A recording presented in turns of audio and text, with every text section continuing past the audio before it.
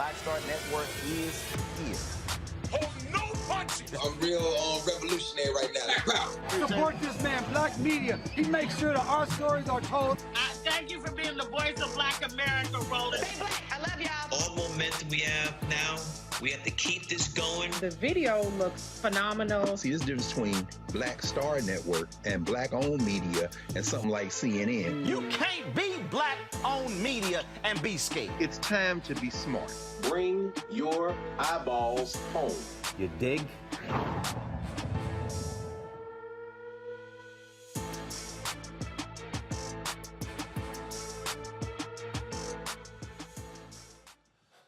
All right, folks, I'm back from Liberia. Today is Thursday, February 24th, 2022. Coming up on Roland Martin Unfiltered, streaming live on the Black Star Network. Guilty, guilty, guilty.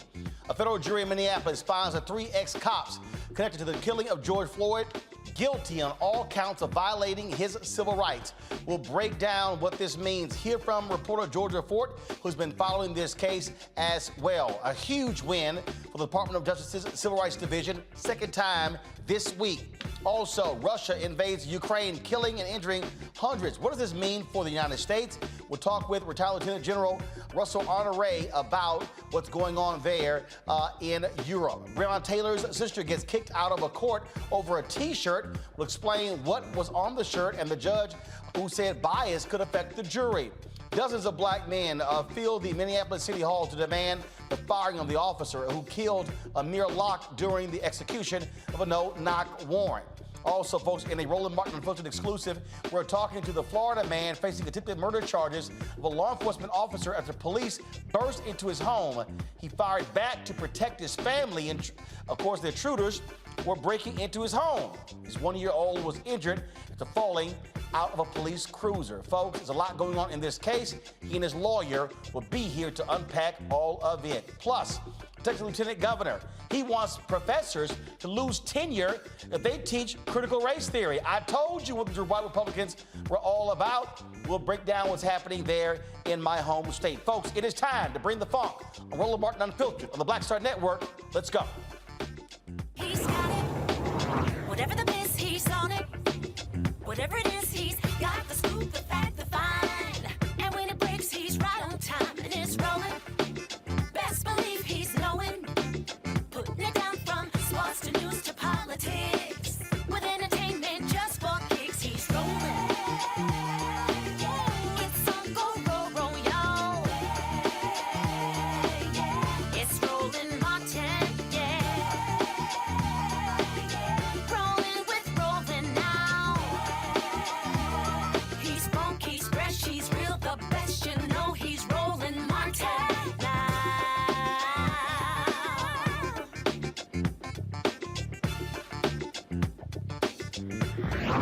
Martin. 3 former Minneapolis cops who stood around while Derek Chauvin murdered George Floyd, they are going to prison. That's after a federal jury found all 3 today guilty on all counts of violating the civil rights of George Floyd. Tou Thao, J. Alexander King, as well as Thomas Lane. They were charged with depriving Floyd of his right to medical care when Officer Derek Chauvin kneeled on Floyd's neck for nearly 9 minutes. Thao and Lane were also charged with failing to intervene to stop Chauvin. Chauvin was convicted of murder last year in a state court and pleaded guilty in December in the federal case. Now, folks, this is a huge, huge victory for the Department of Justice. Second time in 1 week. The Ahmaud Arbery guilty verdicts there in Georgia. Now this as well. This speaks to when you have someone like Kristen Clark leading the Civil Rights Division, where they take seriously these cases and sending more and more of these cops to prison. Folks, we're going to be hearing from reporter Georgia Fort a little bit later. She, of course, is covering this, and so we'll hear from her to get her thoughts and perspective on this as well. We also are reaching out to some legal folks to break this thing down. I want to go to my panel right now. Greg Carr, of course, Department of Afro-American Studies at Howard University. He joins us. Glad to have Greg on the show. Reese Colbert, she, of course, Black Women and Views. Of course, you see her. Thanks for filling in for me while I was out in Liberia. And also joining us is Larry Walker, assistant professor, University of Central Florida. All right, let's get right into it. Greg, I'm going to start with you. Again, second time this week, huge victories by the Department of Justice, holding these folks accountable. This is what people have been demanding: justice, sending cops to prison who do wrong. Yes, sir. Certainly, we know justice would be them not being killed in the first place, pure justice. But in the wake of the killings, people have been demanding that the government, that the state, exercise its full authority. And you're absolutely right. Kudos to Kristen Clark, Department of Justice. And of course, now we'll see what the sentencing is. The judge can give them anywhere from a year to life. They still face state sentencing on aiding and abetting murder. But ultimately and finally, this really does send a message. Juries are willing to convict young Cameron in Kentucky. Listen up, young boy. If we have enough muscle to get the right people in office, then prosecutors have wide discretion. And in this case, the Department of Justice exercises it. So this should send a message to those who won't use the power of the state. In this case, it worked out. You know, a lot of people yell, holler, and scream, Reese, oh my goodness, Biden, Trump, there's no difference. Let me say it again. For all you loudmouth asses out there, that's all you do is run your mouths. If you want to understand the difference between a Biden Department of Justice and a Trump Department of Justice, the Trump Department of Justice pulled back on consent decrees. They were not being aggressive at going after cops. They would not want to prosecute cops. This is what happens when you vote. Absolutely. It makes a huge difference who is running the DOJ. And I know Merrick Garland gets a lot of, crap because he hasn't brought charges and people aren't aware of an investigation about Donald Trump. But this is what we really care the most about, which is the civil rights of Black people in this country. And there's no doubt that obviously the Garland DOJ under the leadership of Kristen Clark is absolutely taking these cases seriously, and they're getting convictions. And that's what matters, because we are not just satisfied with charges being brought, knowing that they're going to be acquitted. And it is a new day, as Dr. Carr said. Maybe this will put some fear into some folks, and to see that even if you don't get charged with murder or manslaughter, these civil rights charges are going to hold you accountable one way or another. So as much as the Daniel Camerons of the world are on the side of the cops, the U.S. Department of Justice is saying that this is over, no more. The thing here, Larry, that I think is important, and that is when we talk about justice, when we talk about these civil rights convictions, this sends a message to every single cop out there. If you stand around and you watch one of your fellow cops commit an act of wrongdoing, even you can go to prison. The failure to intervene was an important charge here. Yeah, it really was, Roland. And, it's important to hold everyone responsible. Like those gentlemen, officers held down George Floyd. And you mentioned it was almost nearly 10 minutes of him choking and pleading for his life. But Roland, I'm going to add something else. And I applaud the DOJ for going 2 for 2 this week, as you talked about.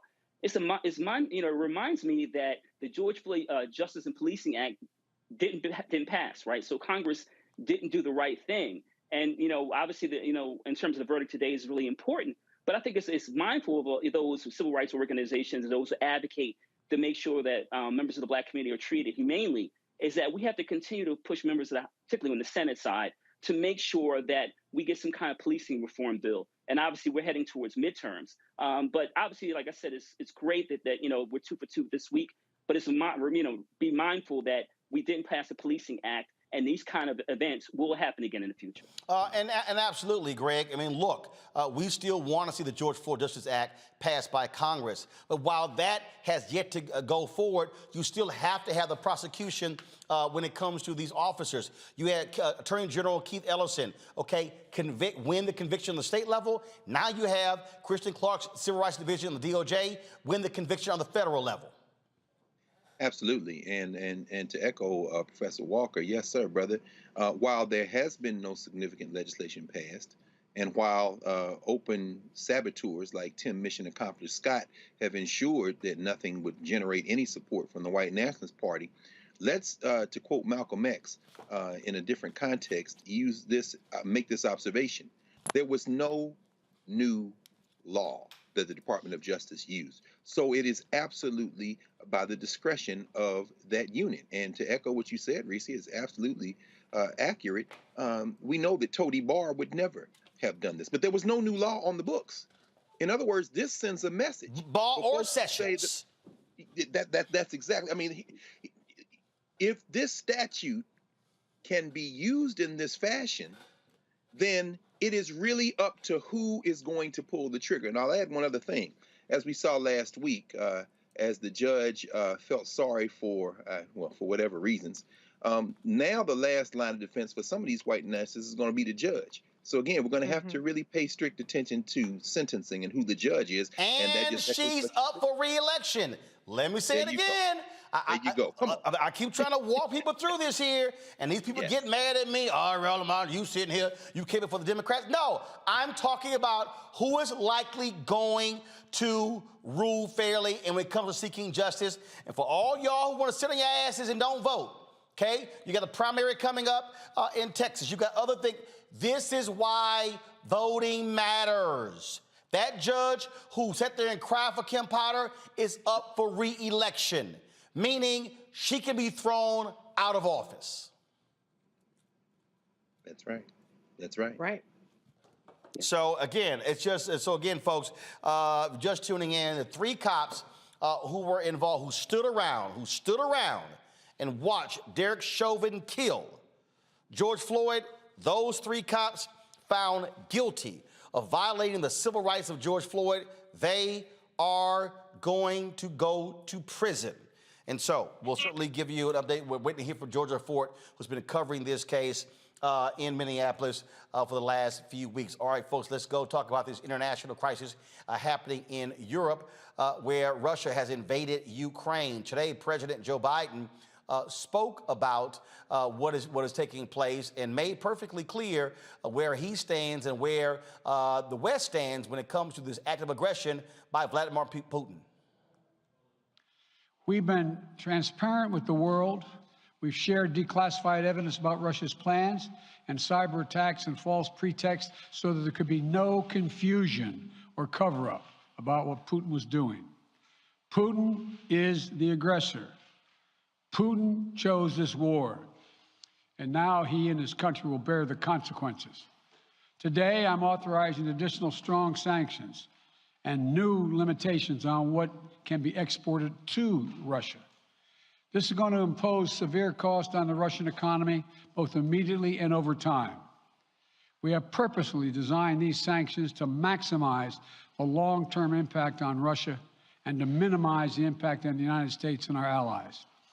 I want to be clear, the United States is not doing this alone. For months, we've been building a coalition of partners representing well more than half the global economy. 27 members of the European Union, including France, Germany, Italy, as well as the United Kingdom, Canada, Japan, Australia, New Zealand, and many others, to amplify the joint impact of our response. I just spoke with the G7 leaders this morning, and we're in full and total agreement. We will limit Russia's ability to do business in dollars, euros, pounds, and yen to be part of the global economy. We'll limit their ability to do that. We're going to stunt the ability to finance and grow the Russian military. We're going to impose and we're going to impair their ability to compete in high-tech 21st century economy. We've already seen the impact of our actions on Russia's currency and the ruble, which early today hit its weakest level ever in history. The Russian stock market plunged today. The Russian government's borrowing rate spiked by over 15%. In today's actions, we've now sanctioned Russian banks that together hold around $1 trillion in assets. We've cut off Russia's largest bank, a bank that holds more than 1/3 of Russia's banking assets by itself, cut it off from the U.S. financial system. And today, we're also blocking 4 more major banks. Former President Barack Obama issued this statement. Here's a 5-paragraph statement. I'm going to read paragraph 4. There may be some economic consequences to such sanctions, giving Russia a significant role in world energy markets, but that's a price we should be willing to pay to take a stand on the side of freedom. For over the long term, we all face a choice between a world in which might makes right and autocrats are free to impose their will through force, or a world in which free people everywhere have the power to determine their own future. Retired Lieutenant General Russell Honore joins us right now. Glad to have you here. Lieutenant General, I got to go here. I'm listening to all these conservatives. I'm listening to these people on the Fox News. Oh, America's weak. Oh, Biden is horrible. They're praising Putin, okay, as if he's this great. I mean, Donald Trump talks about, oh, how it was smart to do what he did. And then they're like, oh, Biden is weak. I'm sorry. Are these folks saying, what, sending American troops? That ain't going to happen. I don't think so, Roland. This is what happened when you lose a democracy. Russia really never had a democracy. They bought into these dictator leaders. They gave a sham to the word democracy. They don't have proper voting. And this is what happened when an authoritarian person like Putin, with a big army that's well equipped and with nuclear weapons. This is what happened if we turn the world over to autocrats. Just think about if we end up and we lose our democracy here in America and we get a president that's a dictator that can overrule all of the laws in the country and decide he want to go take Canada or go take Mexico. This is why we have to work hard and vote, as you say, and save our democracy. You know, for 80 years, we've kept peace in Europe. At one time, we had 500,000 men and women in Europe. And after the Cold War, we drew that down. And under Donald Trump, we drew it down even more. We have the lowest number of soldiers and sailors, airmen, and Marines we have in Europe in 80 years. And here's what's happened. He took an opportunity.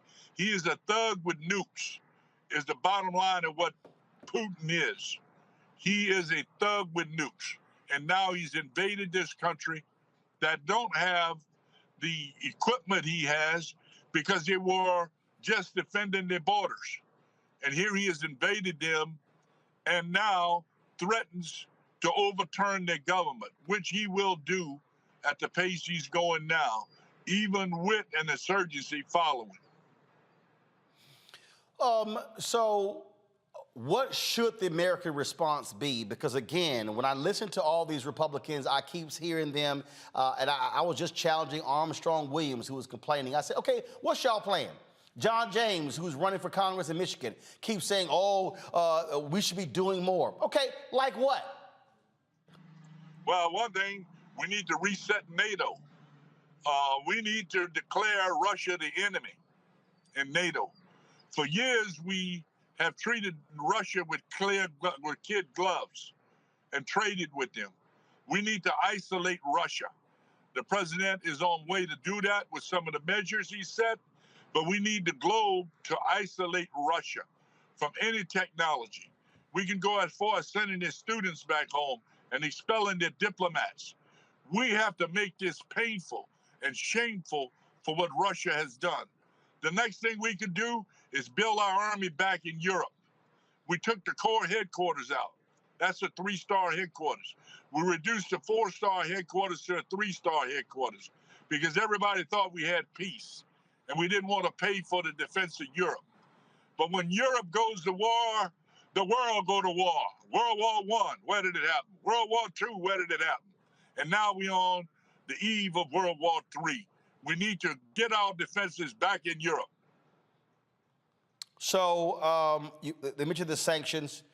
Do you believe that those sanctions are going to have an impact? By all economists, yes. I don't think it'd be in time to save Ukraine in its integrity the way it is now, Roland. But it's going to take time. It will have an impact. I believe the president and his experts. But for the purpose of this invasion, I don't think it's going to have much impact at all in the next 20 to 30 days. By that, overtop the government is what I believe, bro. And for the people, again, I'm already seeing these people, this is going to be an impact on our gas prices. Well, damn. Excuse me if what happens in another part of the world somehow disrupts what happens here, but my goodness, I don't care what. Look, if China does something, Russia does something, we're now living in a global economy. Roland, a message to the American people, to all our people. A lot of them are suffering from disasters and never coming out of poverty. We've got to suck it up. In World War II, we stopped producing cars for 3 years, and gas was rationed. It's not going to get that bad with this war, where we are, but we're all going to have to sacrifice. It's going to cost us more for stuff that we use every day. What the Commerce Department and the government need to do is control the greed that's happening right now with American industry and the CEOs who are patting themselves on the back using this aftermath of the pandemic and now this war to raise prices for no other reason than to raise profit. We're all going to suffer. Look what happened on Wall Street, and it's going to take more plunges. Everybody's going to pay for this war. We're going to suffer during the war with a pandemic on top of it, and we need to suck it up and find ways we individually in our churches, in our communities, that can send hope, prayers, and money to the people in Ukraine. Because if we lose this democracy, that democracy, ours could be next, Roland. All right, then. Retired Lieutenant General Russell Honoré, we certainly appreciate it. Thanks a lot for joining us. Good day, sir. Go to my panel here, Reese. I'm telling you, I'm sitting here and you're listening to these crazy right-wing nuts. And, for them, Putin is the man. He is there. He is just amazing. Putin is also a white supremacist. Yes, and I need Black folks to also understand that, because one of the ways that we have been targeted with disinformation is that Putin is somehow an ally to the Black community, which is absurd. But for years, since even the 2016 election, Russia has been targeting Black social media specifically, driving a wedge with the racial divide that we already have in this country, exploiting that, and really honing in their techniques on how to really infiltrate the way that we communicate with each other through algorithms. They use troll farms, they use inauthentic accounts, which are then amplified by actual Black people and picked up on because they know how to communicate in a way that is impactful, that's catchy, with memes or with, catchphrases or whatever the situation may be. And so we have to understand that. I'm not saying that all Black people have fallen for it, but I do want to be very clear that there are people who have fallen for it and are now perpetuating that. Because I saw a comment that, Putin said RIP to George Floyd and he called out racism in America. No shit. Of course, America is racist. Russia knows that. And they've been exploiting that, especially to the detriment of Black people when you look at what they've done with disinformation with COVID-19 and a number of things. So Russia is not our friend. And I understand that people feel like this ain't none of my business. And then another thing that they put out there was this whole that Russia is denazifying Ukraine. So that Nazi, neo-Nazi thing is another buzzword that I've seen being picked up. Yeah, because the Ukrainian president, he's Jewish, who lost family members in the Holocaust, but he's a Nazi. Exactly. Right. But that's the kind of thing that's catchy. That's the kind of thing that catches on. And so when, not all, but you see some Black folks, they see neo-Nazis. Oh, why are we defending the neo-Nazis? Why are we going? No, it's propaganda. It's disinformation. So Putin is not our ally. I understand that we have a lot of things going on. I mean, I don't know if we're going to talk about it tonight, but child poverty has increased exponentially now that the child tax credit expired at the end of December. We're back where we started from in 2020 with child poverty. We're still in a pandemic. There are a number of things that we have not addressed in this country. However, we do have a stake in the world community, because if World War III pops off, which could happen if Russia is emboldened and they hit any one of the neighboring countries to Ukraine. Ukraine is surrounded by NATO countries. If Article 5 is invoked, then we all in this shit. So when General Honoré says suck it up, or what General Honoré is saying that we should be aware of this and we should be invested in it, it's not just out of pure altruism for Ukraine, given that there are tons of armed conflicts throughout the country, throughout the world, including in Africa and in Middle East, et cetera. But this has an implication because of the geopolitical landscape that we're talking about and the proximity to NATO countries, which would involve the United States getting involved with military action. So there's a lot of skin in the game that we have. We're fortunate enough to only have to deal with economic consequences and not necessarily geographical consequences. Right. We're not likely to see a land invasion, but Russia does have nuclear weapons. So we have to back off a little bit, some of this bluster and some of this puffing up of the chest. Now is not the time to get in I don't know if I should say this, but let me say a pissing contest. I'll say that that's more PC than what I was thinking originally. But now is not the time to get into a pissing contest when we are talking about two nuclear or multiple nuclear armed powers. Not to say that we back down, not to say we punk out, but we have to really be measured in how we do about this, and we have to be effective in trying to exhaust non-military options. Larry, it is, again, hilarious to watch how the party that just held up Ronald Reagan as the greatest thing in the world, they are literally rooting for Russia against the United States. Yeah, so Roland, you know me, I'm a former congressional staffer and worked with, members on both sides of the aisle. And I have to tell you that every time I turn on TV, on social media, I'm shocked that their policymakers, obviously we can have another conversation about some of the propaganda we see on cable news, but I'm shocked to see policymakers, like I said, typically from party that, talked about Ronald Reagan and taking down, the wall falling down, et cetera, that are, actively utilizing, Russian propaganda and really selling it to the American public. And it's obviously dangerous. One of the things I want to add in terms of, where we are in terms of where Russia invading Ukraine is, it's important to keep in mind, and Rishi talked about this, is that, in terms of those NATO countries, right? So, I think Putin is just kind of being nostalgic as it relates to kind of talking about the former USSR and countries like Ukraine and other European countries. But those days are long gone, right? And so his responses and what has happened with his response, countries like Poland just releasing within the last couple of weeks have dramatically increased their defense budget, right? And so General Henry talked about, during the, Trump administration and pulling back some U.S. troops. What we're going to see probably the next few weeks and months is countries like Poland, other NATO countries, not only the United States selling them more armaments, but also in terms of sending more U.S. troops. So what we essentially have now, Roland, is Cold War 2.0. Greg, I was looking at some comments and I was seeing people that are saying, this is of no concern to us. Actually, it is. It has an economic impact on this country. I saw others who were saying, oh, well, this is why we should have never.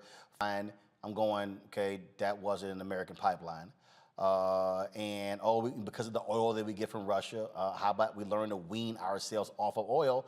So then you're not dependent upon what happens in another country to impact energy in the United States.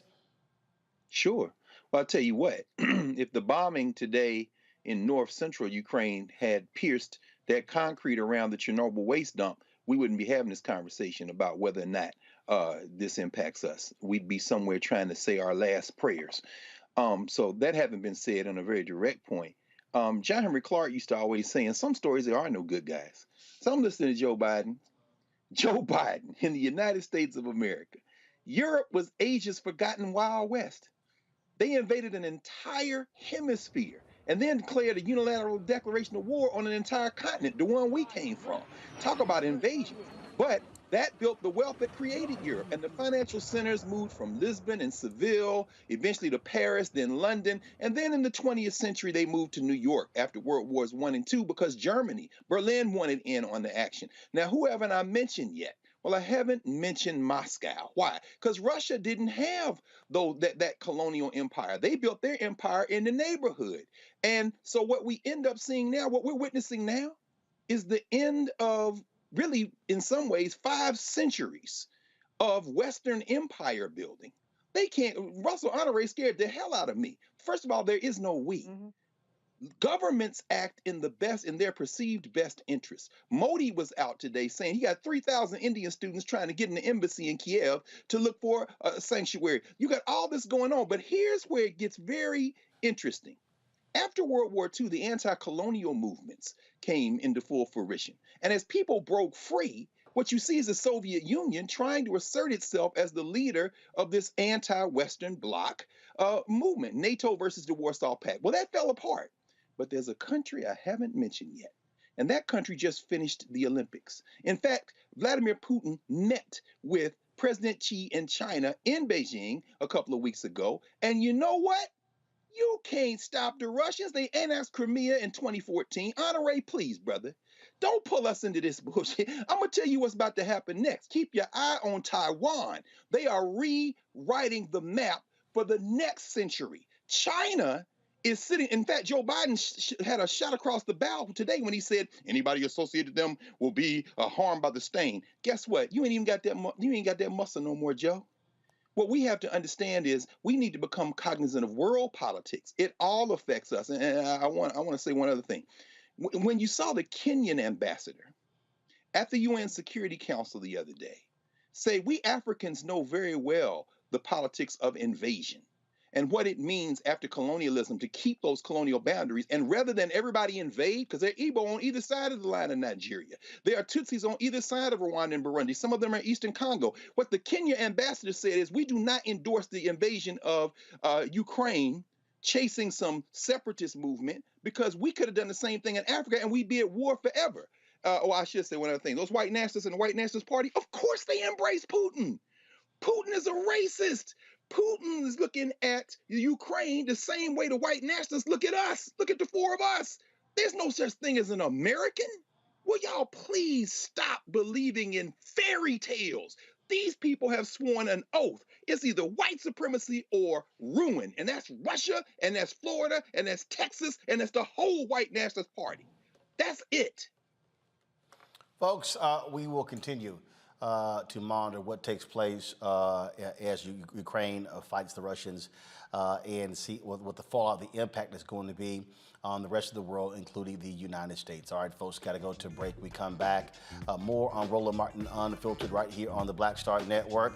We also are going to open the phone lines, get your thoughts about the trial of the three ex-officers found guilty for standing around, doing nothing, failing to intervene as George Floyd was killed by one of their own. Pull the number up, please, so we can show it for folks to be able to call in. Remember, if you're a member of our Bring the Funk fan club, you get to call in as opposed to other folks who have not supported us. That's one of the perks. Okay, we have the number? All right.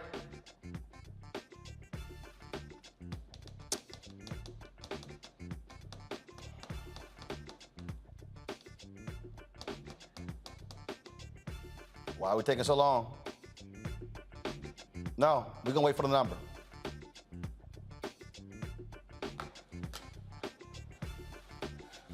(202-890-1199). Call 202-890. Pull the graphic up, please. Thank you. 202-890-1099. 202. If y'all can get rid of that thing on the side, please, that'll be great so we can see it. Thank you. So, folks, if you remember the Bring the Funk fan club, call 202-890-1199. 202-890-1199. Y'all can share your thoughts about, again, the three officers, ex-cops found guilty in the death of George Floyd. You can also talk about Russia, Ukraine. Anything that's on your mind, please give us a call. I'll be back on Roland Martin Unfiltered in a moment.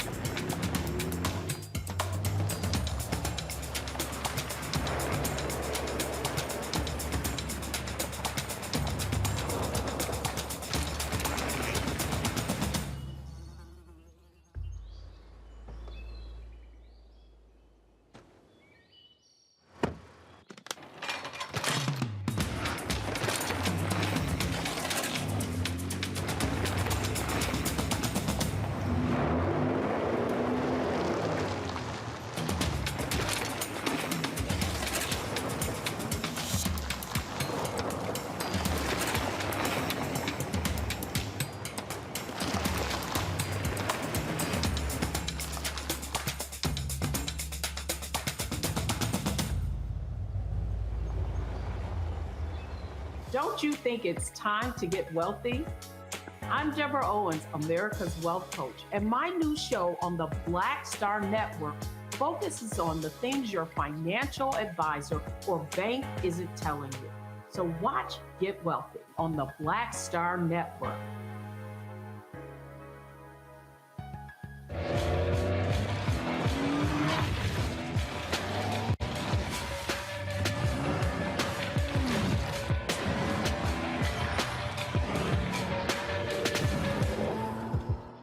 I'm Dr. Greg Carr, inviting you to take your seat at the Black Table, and we'll be discussing the past, present, and future of Black History Month. But we need to understand what the principal ask is of African people to understand themselves. Take your seat and join the conversation, only on the Black Star Network. So what's up? This is your boy, Earthquake. Hi, I'm Chaley Rose, and you're watching Roland Martin Unfiltered. All right, folks, the American Taliban, they are at it again.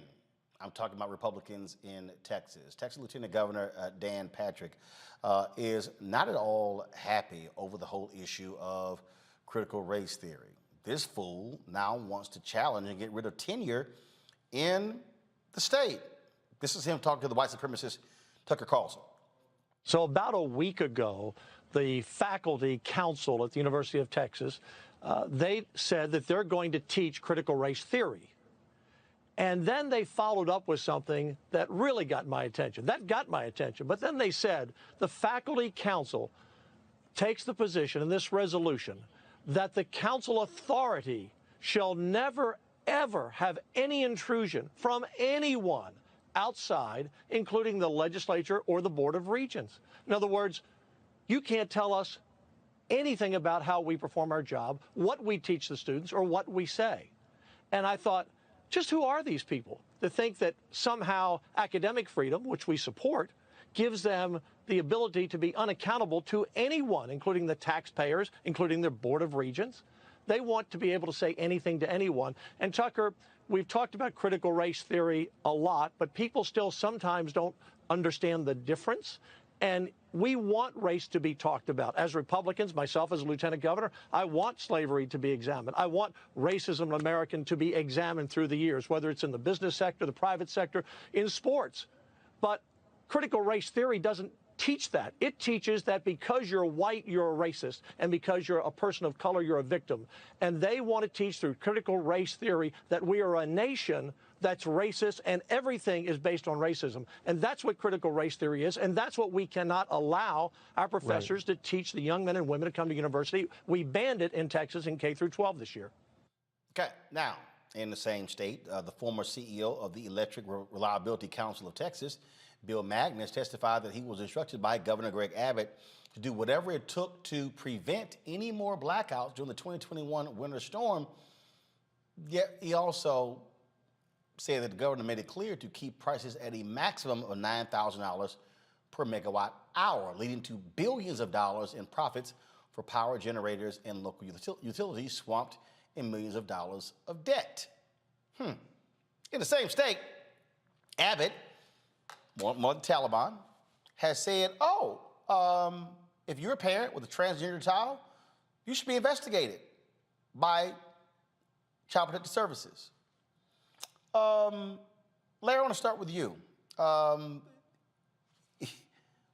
When I'm using American Taliban for a reason.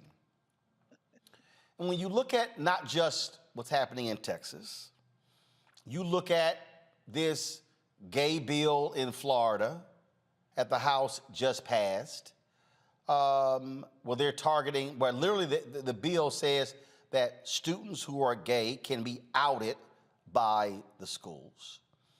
The Republicans are operating and living in this culture war. They're saying that Democrats, they're the ones who are losing the culture war. And what you're dealing with here are, frankly, folks who are no different than the Taliban in Afghanistan. Yeah, you know what, Roland? A lot of this is political theater, but it's dangerous, right? So you talked about some of the issues, CRT, the Don't Say Gay bill in Florida. And a lot of it, when you watch the interview, Lieutenant Governor, he said that, we wouldn't get rid of CRT, but at the same time, he talked about we don't talk about racism. It doesn't make any sense to me, right? It's a contradiction because you can utilize CRT as a lens to examine, you want to talk about the transatlantic slave trade or Jim Crow or grandfather clauses or black codes, et cetera. You can use CRT as a mechanism to examine all those issues, right? And also this idea of academic freedom. It doesn't make any sense. If you believe in academic freedom, then people who teach about use critical race theory or any other framework should have the opportunity to talk to students about some of these issues. And listen, as Roland used the phrase culture war, and as people of African descent in this country, it's been 400 plus years in terms of dealing with the challenge, economic, political, social challenges in this country. And it makes no sense to say, once again, that we want to talk about these issues, but we don't want to give professors or other academics, even though we talk about like professional development for corporations, et cetera, we don't want to give them the tools they need to utilize to have these important conversations. And once again, we keep spinning like a top, because every few years, over the last several decades, we're back on these issues relating to idea of erasure. Don't want to talk about members of the LGBTQ community, and we don't want to talk about the challenges people of African descent have encountered in this country.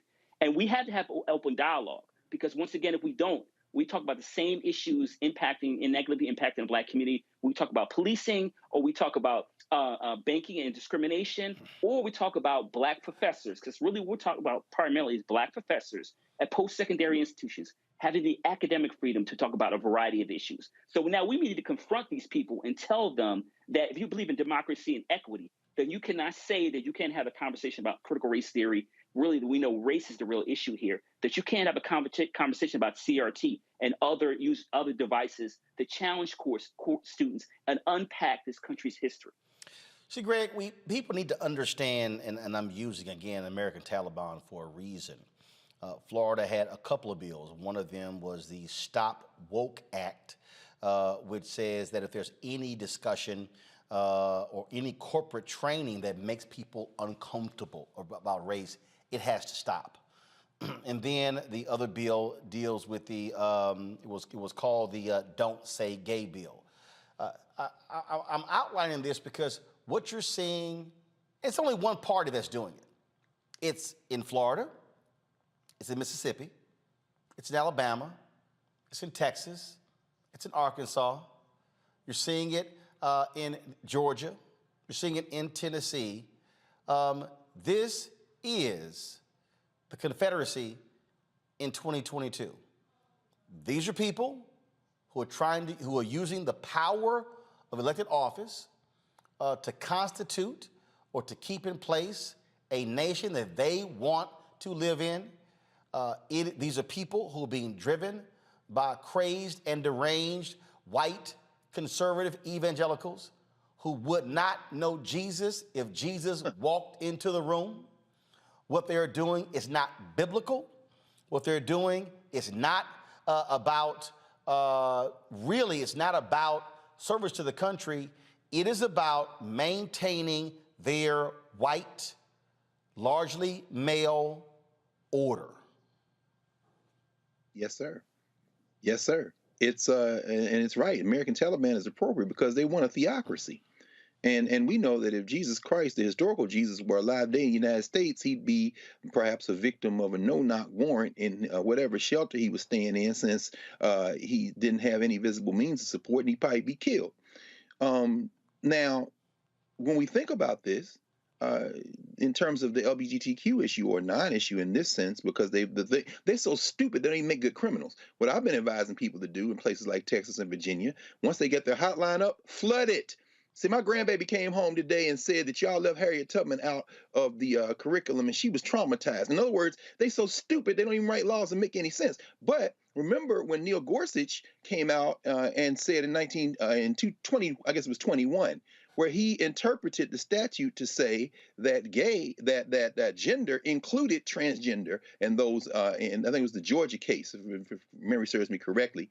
But the point I'm trying to make is that's before Amy Coney Barrett got on the bench, the handmaid. They want a theocracy. Now, I don't know what it is about Texas electing or sending into office these cartoon character looking people, whether it be Shovelmouth Abbott or that knockoff generic Muppet Lieutenant Governor Patrick. But let's be clear. They've been going after tenure for years. Everybody in higher education knows that. Now, because they don't like the idea of people learning anything. This kind of white nationalism relies on ignorance. It feeds on ignorance. And the irony, of course, is when the Texas Austin faculty senate voted 41-5 for their resolution, one of those people who voted or who represents that is Kevin Coakley, a brother who is the chair of Ed Psych at University of Texas, Austin, who's a strong supporter and teaches an element of critical race theory, and our frat brother, who is now at the University of Kentucky, Greg Vincent, who I went to law school with. Greg Vincent taught a critical race theory class at the law school a few years ago. Why am I bringing that up? Texas will, if they get their way, not only damage their higher ed system, any self-respecting academic won't want to work in the state of Texas, which is part of their plan. These folk want to have a theocracy, and I think American Taliban is entirely appropriate. They want to have it their way or not have a country, and they might get their wish. Not to have it their way wish, not have a country wish. Reese, this is important when you look at all of these different stories, because again, those who are in power are the ones who are wielding it. And so when I hear people with their nonsense and they say, oh, here y'all go, oh, you sitting here pushing Democrats on us. Okay, this is real simple. Who do you want to be in power? Who do you want passing laws? Who do you want using their efforts to undermine the courts? Who do you want to be in control? We've seen this week 3 huge political gerrymandering decisions in Pennsylvania, in Ohio, in North Carolina. Chris Christie, lead the Republican efforts on gerrymandering, is pissed. Oh, these partisan courts.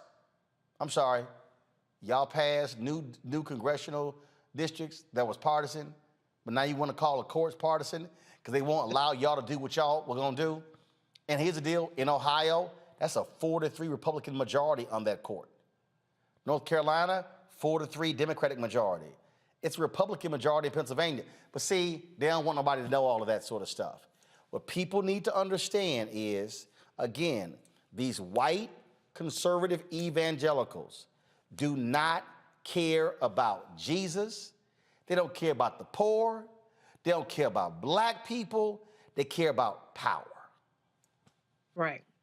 And let me tell you something. The Republicans are giving big, who gonna check me, boo energy. Because what they're banking on is that they are able, and they're being successful in some places like Texas and Mississippi, gerrymandering it to hell to the point to where black people's votes are diluted or completely disregarded. And what they're doing is deputizing. One of the key themes that I'm noticing, if you look at the abortion restrictions in Texas, if you look at the hotlines that they're setting up, don't say gay hotlines, the CRT hotlines, the mandatory forced reporting of transitioning trans kids, all of these measures are about deputizing their white supremacist followers and weaponizing these laws in a way to exert their will, as you said. And as Dr. Carr said, a theocracy. And this is what it's all about. It's about suppressing differences. As Dr. Walker and Dr. Carr pointed out, it's about undermining black faculty, because that's who they expect to be most impacted by this. They expect, and I believe it, I forget whether it was you or Dr. Carr that said, Dr. Carr, won't even want to go to Texas and teach there. Who wants to be bothered with Texas goddamn abortion laws that's fucked up? They got CRT laws that's messed.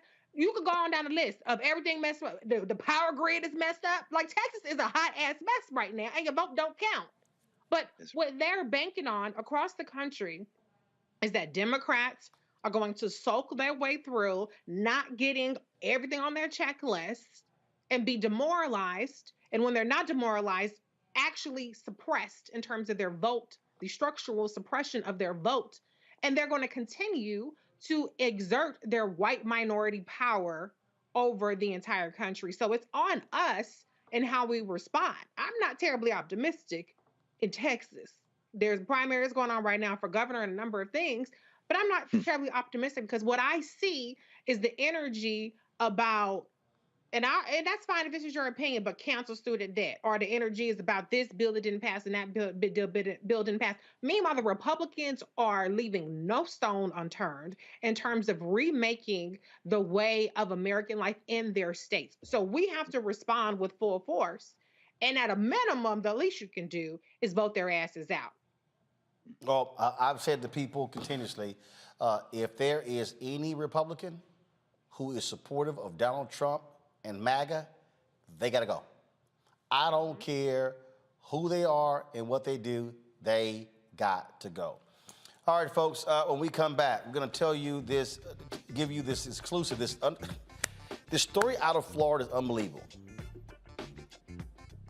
Father is trying to protect his family. Now he's charged with attempted murder for protecting his family? Really? Wait till we unpack this story, folks. And if you want to understand why black-owned media matters, this story next explains it to you. I've said this, and I'm not even going to waste my time getting into the petty, childish stuff with some of these black gossip blogs out here. But, folks, one of the reasons why you need to support Roland Martin Unfiltered, because we do factual news. We don't just post crap to get clicks. We don't do gossip. We don't do mess. We do real news. That's what we do. Always have, always will. That's why you must download the Black Star Network app and pass the word to all your friends and family. We're available on all platforms: Android phone, Apple phone, Android TV, Apple TV, Roku, Amazon Fire TV, Xbox One, Samsung Smart TV. Also, if you want to support what we do, join our Bring the Funk fan club, where your dollars allow make it possible for us to do what we do. I told you, I just got back from 8 days in Liberia. We have some tremendous content we're going to be sharing with you, and so can't wait to show it with you. Of course, Cash App is, first of all, guys, that's the wrong graphic. Where's the one with the address? I told you how to get rid of that one. I told you that. Control room, I need y'all to get it together. Thank you.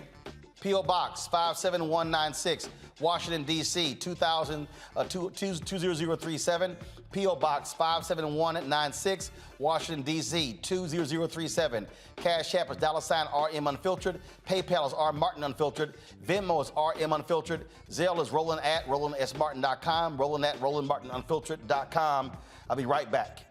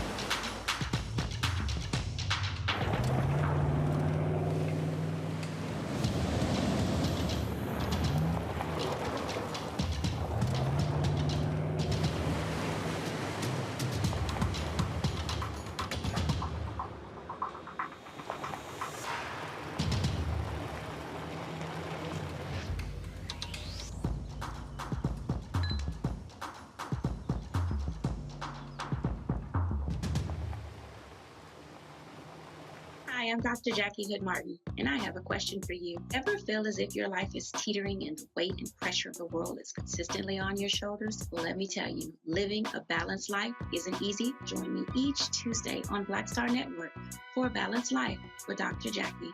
We'll laugh together, cry together, pull ourselves together, and cheer each other on. So join me for new shows each Tuesday on Black Star Network, A Balanced Life with Dr. Jackie.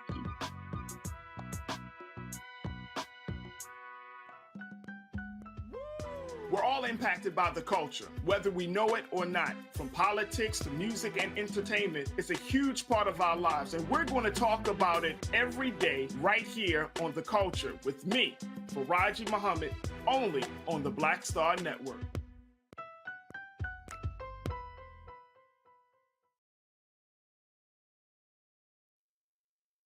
You read about it in history, You know, you talk about, you see it on our side, you know, of the United States, but to actually come here and see where this story of slavery started, and connecting the dots, it's just a wow factor for me right now.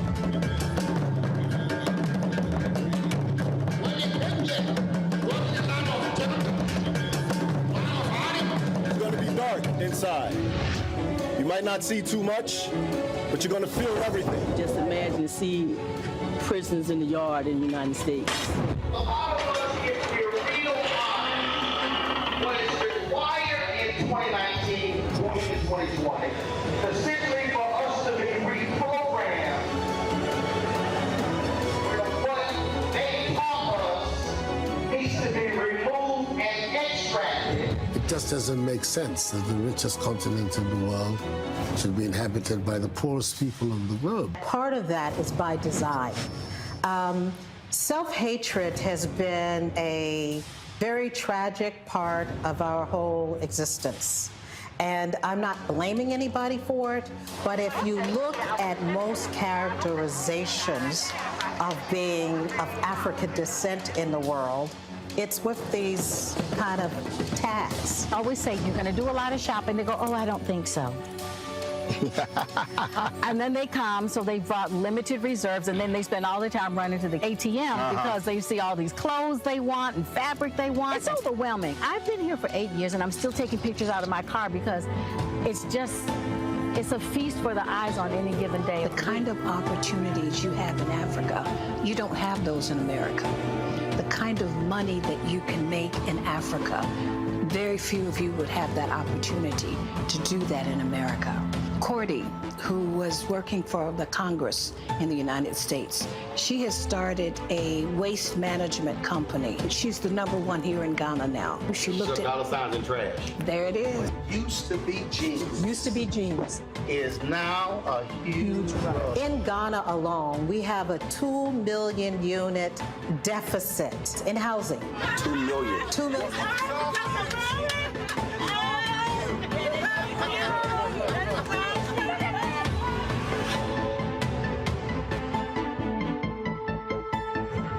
Seven of the 10 fastest growing economies right now are African nations. Why in the world would we not be trying to figure out how to connect? Because the Lebanese are, the Chinese are, everybody else is doing it. We will be crazy to do it. And it's for people who look like us. We will be crazy to do it, crazy to do it, crazy to do it.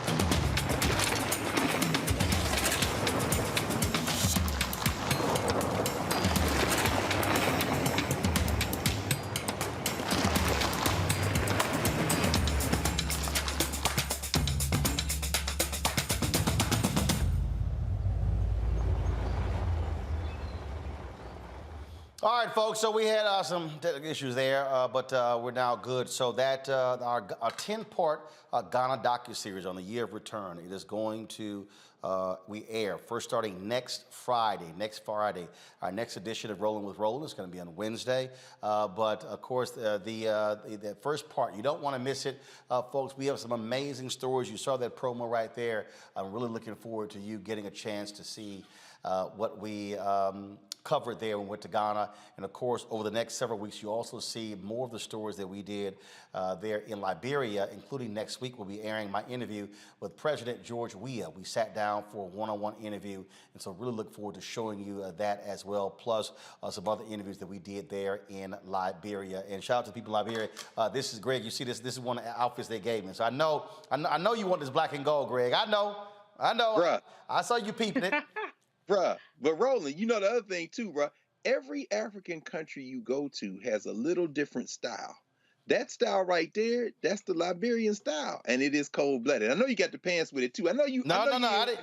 I didn't get the pants, but they did give me a whole bunch of fabrics. So I can have some pants made. So don't worry about it. Don't worry about it. That's gonna happen. That's gonna happen. So folks, I really look forward to showing y'all this here. Again, we don't only keep in mind the reason we call this Black Star Network was named after the cruise line, the Marcus Garvey.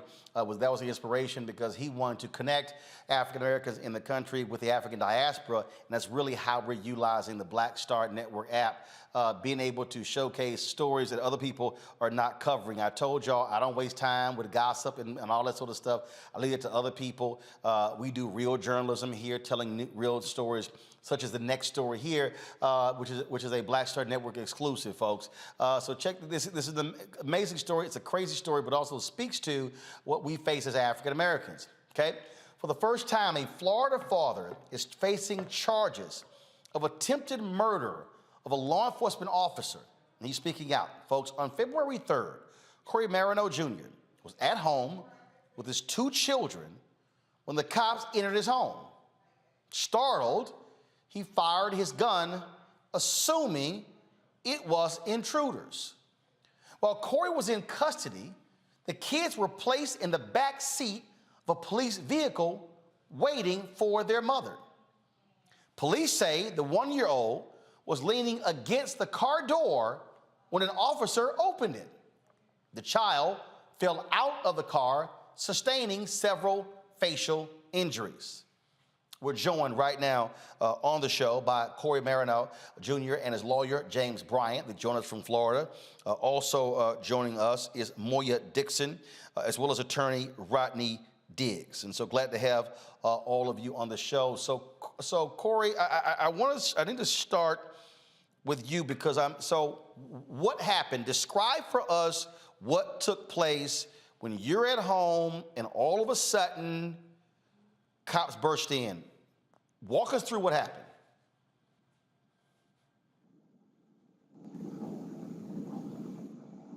Corey? Yes. Yeah, so walk us through what happened on February 3rd. It was approximately 4:45.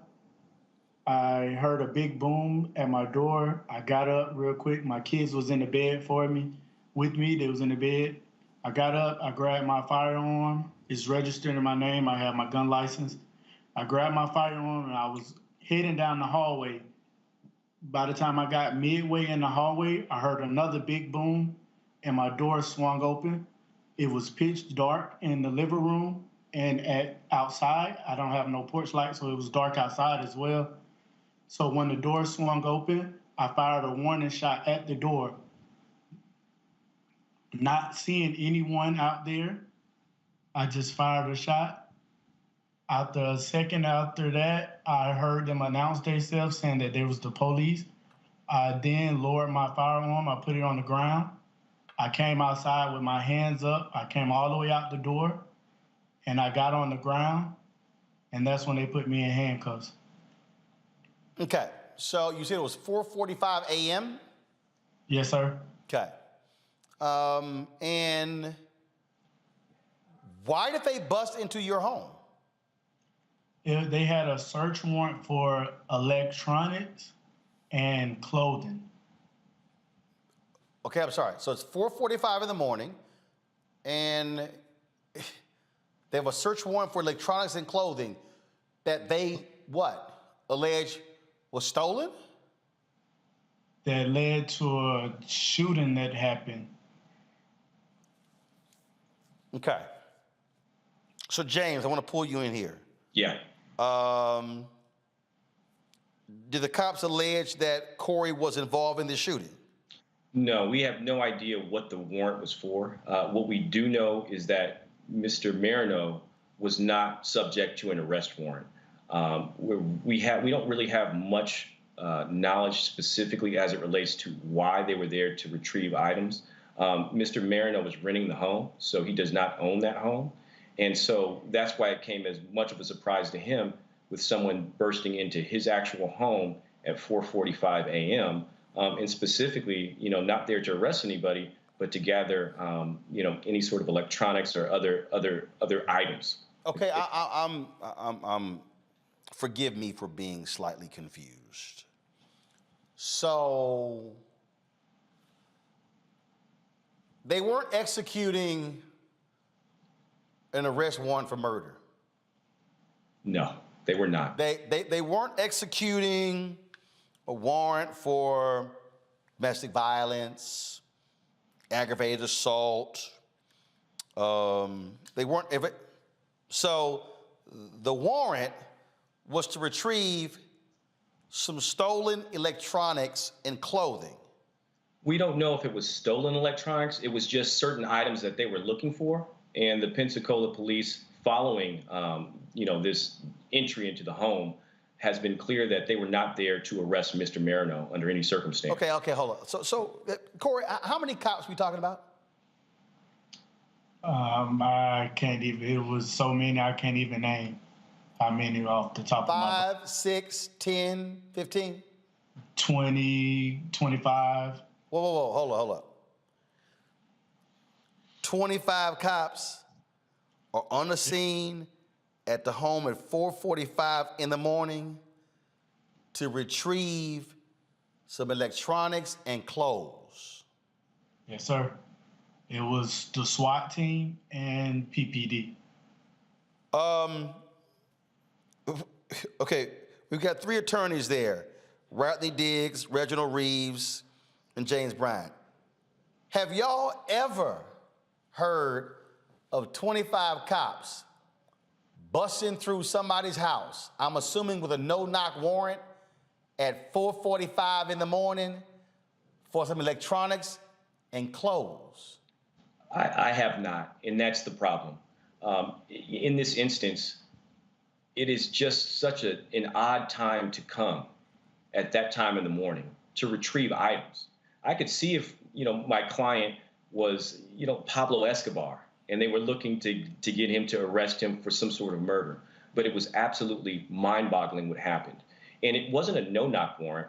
It was a warrant in which they came, they knocked for maybe 10 seconds, and then they burst in. This was against their policy. Pensacola PD has a very clear policy. You cannot enter into a person's house until you knock and announce after 15 seconds. And in this instance, they did 10 seconds. And it was at 4:45 in the morning. So what that tells me is they had no interest in alerting Mr. Marino that they were intending to break into his home. For some clothes and electronics. Correct. Okay. I'm still trying to understand here, and if anybody is 5 of y'all, maybe y'all can really explain this to me. So there was a robbery. At any point, have they alleged that Corey was involved in this alleged robbery? To the best of our knowledge, no. And furthermore, Mr. Marino can tell you, this is a man who has no criminal history. He worked for Navy Federal Credit Union in the fraud department. So that requires a very strict background check for him. He had his 2 children in the home, and they were aware of that. And they still decided to do what they did that early morning. Okay. And it's beyond me. Has anybody explained how they arrived at his house? No, there's an investigation going on in general as it relates to how this entire situation unfolded. As you know, during this entire ordeal, Mr. Marino's young child, Kylan, was injured by the police while he was in their custody. And so currently, right now, it's my understanding that Pensacola PD is involved in some sort of internal investigation. Okay, but sir, were any clothes and electronics removed from the house? Only electronics. No clothes were removed. And Mr. Marino is a registered firearm owner, so they took a few bullets, and they took his firearm that he had used. Corey, first of all, Moya, first of all, we're thankful that we can actually talk to you, Corey, because this is very similar to what happened to Amir Locke in Minneapolis. And he's dead. And this is part of the thing that is so that a lot of black folks fear, even those who have gun permits, in that you can have that for your protection and still end up being killed by cops. And to listen to this and then to hear what happened to your child is incredible. Have they given any explanation on what happened to your 1-year-old? Because, look, I've got 13 nieces and nephews. If I walk over to a car and I see one of my nieces or nephew leaning up against the window, the last thing I'm going to do is open the doggone door to cause them to fall out and hurt themselves. Absolutely not. And I think Moya can really sort of explain, what she's heard from them and what she actually heard from her 3-year-old son, Kaon, who witnessed his little brother being injured. I was told by 3 officers at one time that he leaned on the door and opened it himself. Someone opened the door and he fell out, and that he was handed off and was dropped when he was handed off to a family member. My son told me that him and his brother were in the car with an officer. The officer was holding his brother and opened the door and dropped his brother onto his face. Has anybody gotten an apology or an explanation from the cops? Were those police officers wearing body camera footage so we can actually see what transpired there? So from our understanding, some of the SWAT team, they don't have body cam. We haven't been able to identify whether or not the officer who was holding Kylan has body cam. But let me explain something else. After Kylan had suffered these serious injuries to his head, and mind you, he's 1, the officers did have EMS come out, and they decided to send EMS home instead of taking a baby with those serious injuries to the hospital. And when Ms. Dixon arrived, she demanded to know what happened. They at first tried to say, oh, maybe he had a bump and bruise or whatever. His face was covered in blood, and she could not recognize him. And when she said, I need to take my son to the emergency room, the officers attempted to discourage her from taking him to the hospital. Now, mind you, it's a 1-year-old child who just suffered a serious head injury by hitting his head on the concrete. And we all know the dangers when a child hits their head that young. He could have gone to sleep and passed away that night if somebody didn't take a look at him. And that's how serious it is. She did receive an apology from the chief of police, but she never received an apology from these officers. And they completely told her multiple stories that don't add up. And the idea that she was encouraged not to take her child to the hospital, and that Pensacola PD specifically canceled EMS from taking him to the emergency room is absolutely neglectful. It seems as if something was intentional, and we're going to get to the bottom of it. All right, so here's a statement that the police actually issued, and I want to read this statement right here. Go ahead and pull it up, please. The statement reads, after the search warrant was served, 2 children who were inside the residence were in the back seat of a car with a PPD investigator while they were waiting on family members to arrive to pick them up. A large vehicle approached that needed assistance navigating through the vehicles that were in the road. The investigator got out of the back seat to assist the driver. One of the children was leaning on the door of the car when the investigator opened it to get back in and fell out of the car. The investigator wasn't aware that the child was leaning on the door. This child was checked by EMS for injuries. Both children were later released to family members. Let's deal with this attempted murder charge. What the hell is that? It's absolutely mind-boggling. As you know, Florida has a stand your ground castle doctrine rule. In this instance, Mr. Marino absolutely falls within the exception of standing his ground and protecting his home. He had no idea who was bursting into his home that night, and you have every right to use deadly force in order to prevent an invasion into your home. When it comes to law enforcement, if Mr. Marino does not know that they are law enforcement, he has the right to use deadly force. Furthermore, law enforcement, if they do not follow proper police policy, they also cannot say that the stand your ground or the castle doctrine doesn't apply. In this instance, in the Pensacola Police's own arrest report, they said they waited 10 seconds after they knocked before entering into the home. We know that the policy itself says you have to wait a minimum of 15 seconds. That is a major, major difference when you're talking about seconds in a situation like this. And it really could have been the difference between Mr. Marino being safe, the children being safe, and what we have right now, where we have a young man who has a family that he's been taken care of, and now he is facing the possibility of somebody attempting to take his freedom away. And we will fight that every step of the way.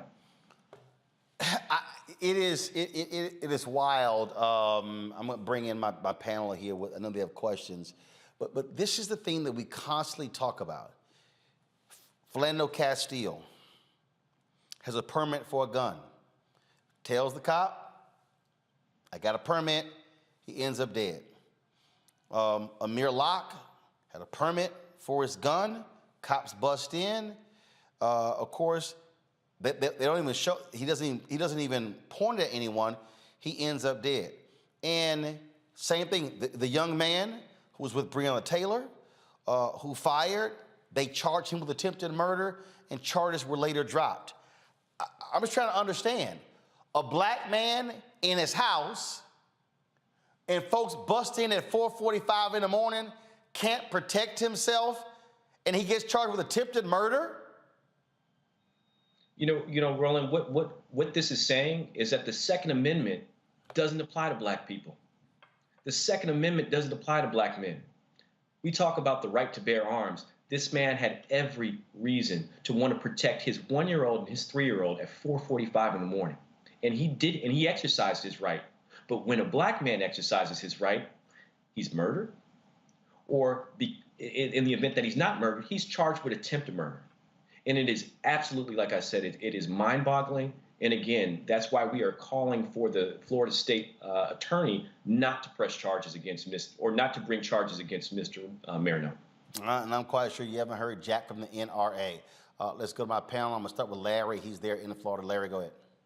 Any questions? Yeah, first of all, I'm glad that, he didn't end up, police didn't engage him in the kind of way that we would be having a different conversation. Let me say that, first of all, particularly as a father, right? And it's obviously someone who lives in the state. I think my question to you is in general, and probably to your attorney, how do you see this playing out? Because like Roland described some other situations where black males in particular were killed, and in Breonna Taylor's a situation, a sister. But we keep seeing this repeating over and over and over again. So to your attorneys, how do you think this is going to play out with the state attorney general here in the state of Florida? Here's what I'm hoping. I think there's enough information out there for the state attorney to make a decision that in this instance, it does not make sense to bring charges against Mr. Marino. Here, clearly, the Pensacola PD did not follow policy before entering into his home. Secondly, why would you come to effectuate a warrant for documents and things at 4:45 in the morning? Why couldn't you wait until 7 o'clock? Mr. Marino would have gladly let him in. So what I am asking for the state attorney to do is the right thing, which is to say, you know what? In this instance, we've got to protect the rights of the homeowners. Yes, we want officers to be safe, but given these very specific facts, nothing substantiates a reason to pursue charges. So I'm hoping that is the case. However, you never know what's going to happen when it comes to a decision by a state attorney. So if in fact they do decide to pursue charges, we will have to put up the defense necessary to ensure this man's freedom. And as it relates to the children, they are absolutely devastated. We still don't know what injuries Kylan has suffered. tell you that he has suffered injuries that he was walking prior to this incident. He's no longer walking, and he's won.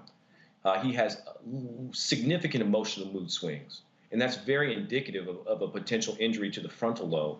And then you have his brother, Keon, who is frightened every single day. And it is heartbreaking. But what we want is accountability.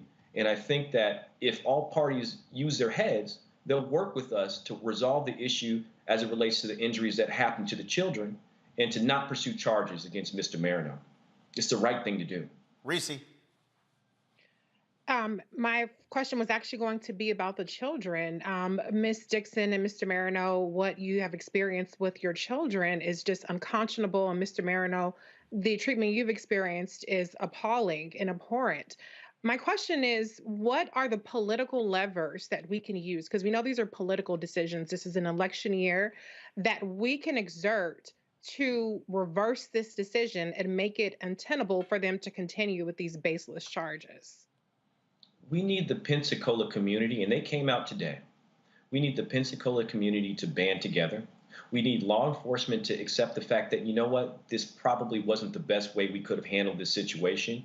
And most certainly the injuries to the children are unacceptable. Coming together and saying, you know what, we apologize and we'd like to work this out. But we need community leaders. We need just the citizens of Pensacola to start saying in writing to their city council members, to the mayor, this isn't right. And we stand by Corey, and we stand for justice. We stand by Kylan, we stand by Keon, and we stand by Moya. And that's really the way we pull those political levers. And again, my team will be speaking along with Lieutenant Timothy May, who is their pastor, who's been very vocal with this. So we're hoping that we're speaking to the community leaders, the state attorney, as well as the chief of police to resolve this. But it also helps to have the community support them. And they most certainly came out en masse today. Greg. Thank you, Roland. And I'll keep this brief. I'm really trying hard to restrain myself from calling these Patarollas devils, saying they are from the depths of hell. So I won't say that. Listening and reviewing, first of all, your composure is remarkable. Let me say that to both of y'all, seriously. And thank you for that. And I realize, Counselor, that that's a major point in this. Reading about this case sent me to the UN's definition of torture. And while this isn't quite torture, it is cruel, inhumane, and degrading punishment or treatment, and that doesn't require intent. My question, I think, is in line with Reese's, and you answered Reese's question, which leads me to a different question. How can we internationalize this so that it isn't just the citizens of Pensacola? Because, enough is enough. You've attacked a baby. At this point, we need to rain fire on them. And so, I know this is part of his Congressional Black Caucus, the NAACP, the churches, denominations. What can we do to make these Patarollas famous? Because they did drop the charges against, as you mentioned, Kenneth Walker and Breonna Taylor's case, and I expect they're going to use it. Are they trying to use it for leverage, whatever? But the more this spotlight shines on them, let us burn them with fire with this spotlight. Is that part of your strategy as you move forward? Absolutely. That is why we're here. I mean, they retained us because we do not have any fear of anyone or anything when it comes to fighting for the constitutional rights of people around this country, specifically this Black family, and specifically the challenges that Black people have faced where their civil rights are completely being trampled. And what I'm also going to say is this: we will bring hell. And the reason why that is because no-knock warrants, knock and wait for 2 seconds to say I complied and busting in people's homes, it's unacceptable. That's right. Disregarding a Black man's right to his Second Amendment, knowing that, and they knew he was a registered firearm, disregarding that and charging every Black man for wanting to defend themselves, that has to end. And yes, we will talk to the CBC, and I need the president to continue to do what he promised. He promised to make change about these things. And we've already had a series of unnecessary deaths. And quite frankly, it is driving me nuts that we are not doing more, that we're not seeing more movement. We saw the George Floyd bill die. It is time for all of us around this country to once again band together to put an end to no-knock warrants, to put an end to knock and entry where you do not give that person enough time to even know what's going on. It's unacceptable, and we have to start fighting these things, and we have to hold people accountable. And people who hurt babies must be fired, period. Yes, sir. Yes, sir. Yes, sir. It makes no sense whatsoever at all. First of all, Corey, how are you doing personally, emotionally? Because it's a whole lot to deal with when we talk about these stories like this. Honestly, I'm not doing too good. I'm not sleeping at night. I'm up. My anxiety, I never had anxiety before, but lately I've been having real bad anxiety. I wake up to loud noises. If I hear any loud noises, I hyperventilate. It's really been tough on me. And then to see my kid the way he was is really been hard. And also economically, you lost your job. Yeah. So I'm without a job. Well, how'd you lose your job? The next day they fired me saying due to the circumstances. What? The Navy Federal Credit Union fired this young man, someone who had passed all of their rigorous background checks, because of the circumstances. He hasn't even technically been charged with the crime yet.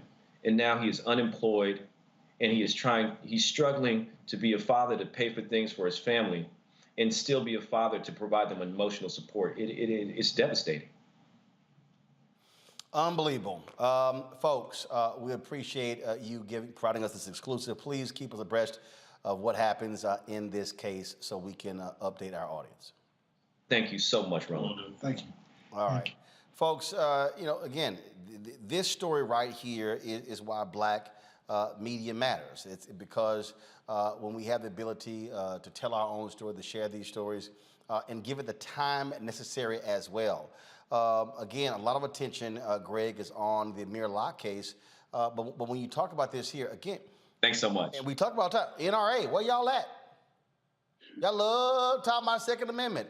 But it's amazing, every time we have one of these stories where a black person has a gun and a permit, boy, the NRA is quiet as hell. Dana Lash, Grant Stinchfield, all y'all talk with the NRA, what's that, Colin Noir, whatever the hell his name is. Where y'all at? Yeah. Well, Roland, I mean, as we know, their counselor said it perfectly at the beginning. The Second Amendment doesn't apply to Black people.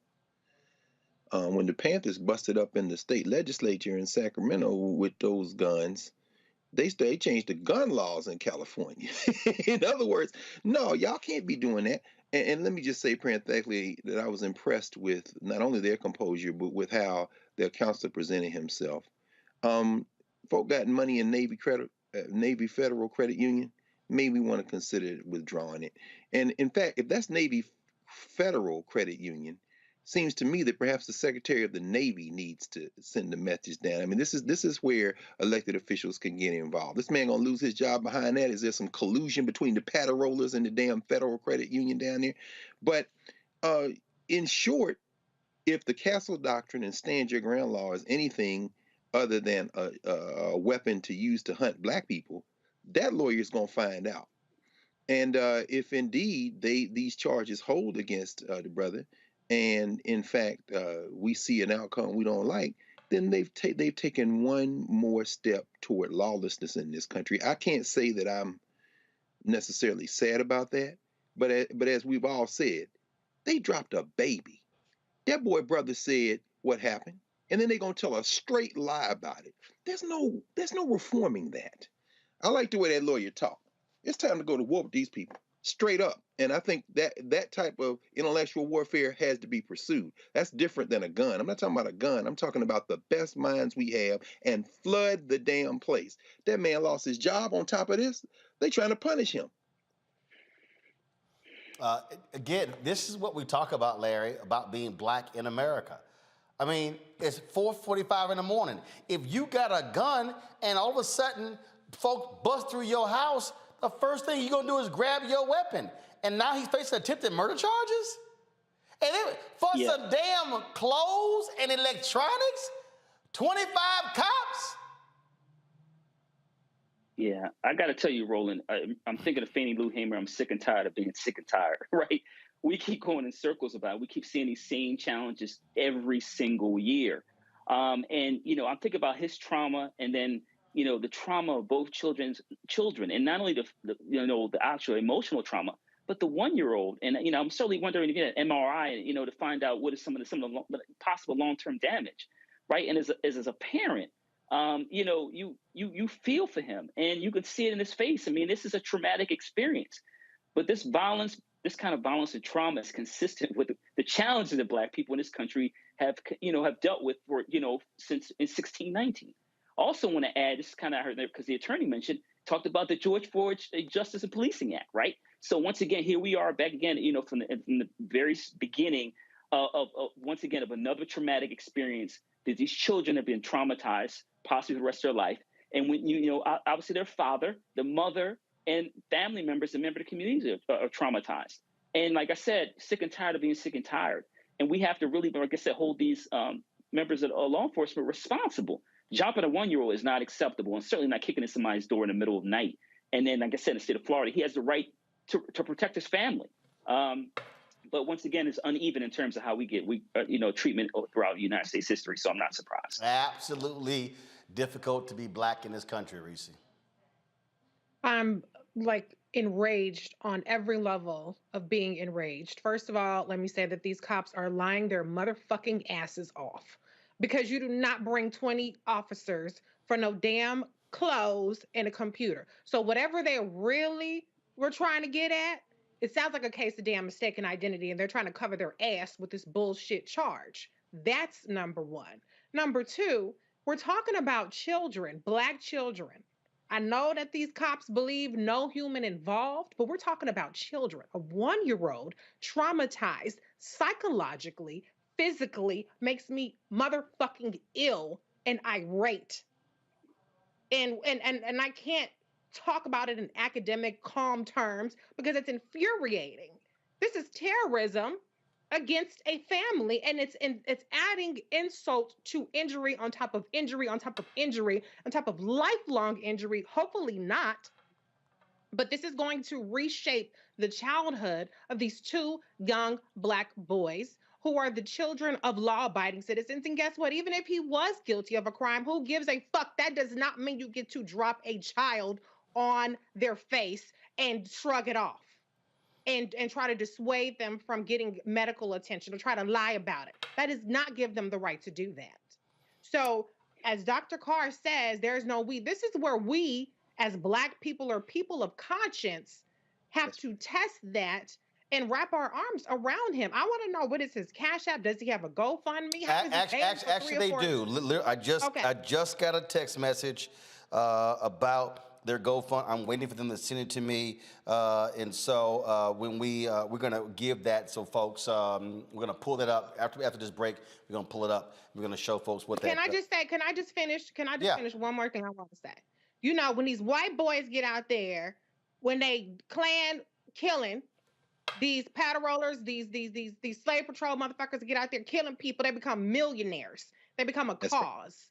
They ain't got to worry about shit for the rest of their life, let alone a conviction. They ain't got to worry about nothing. Kyle Rittenhouse out there chilling at the bar.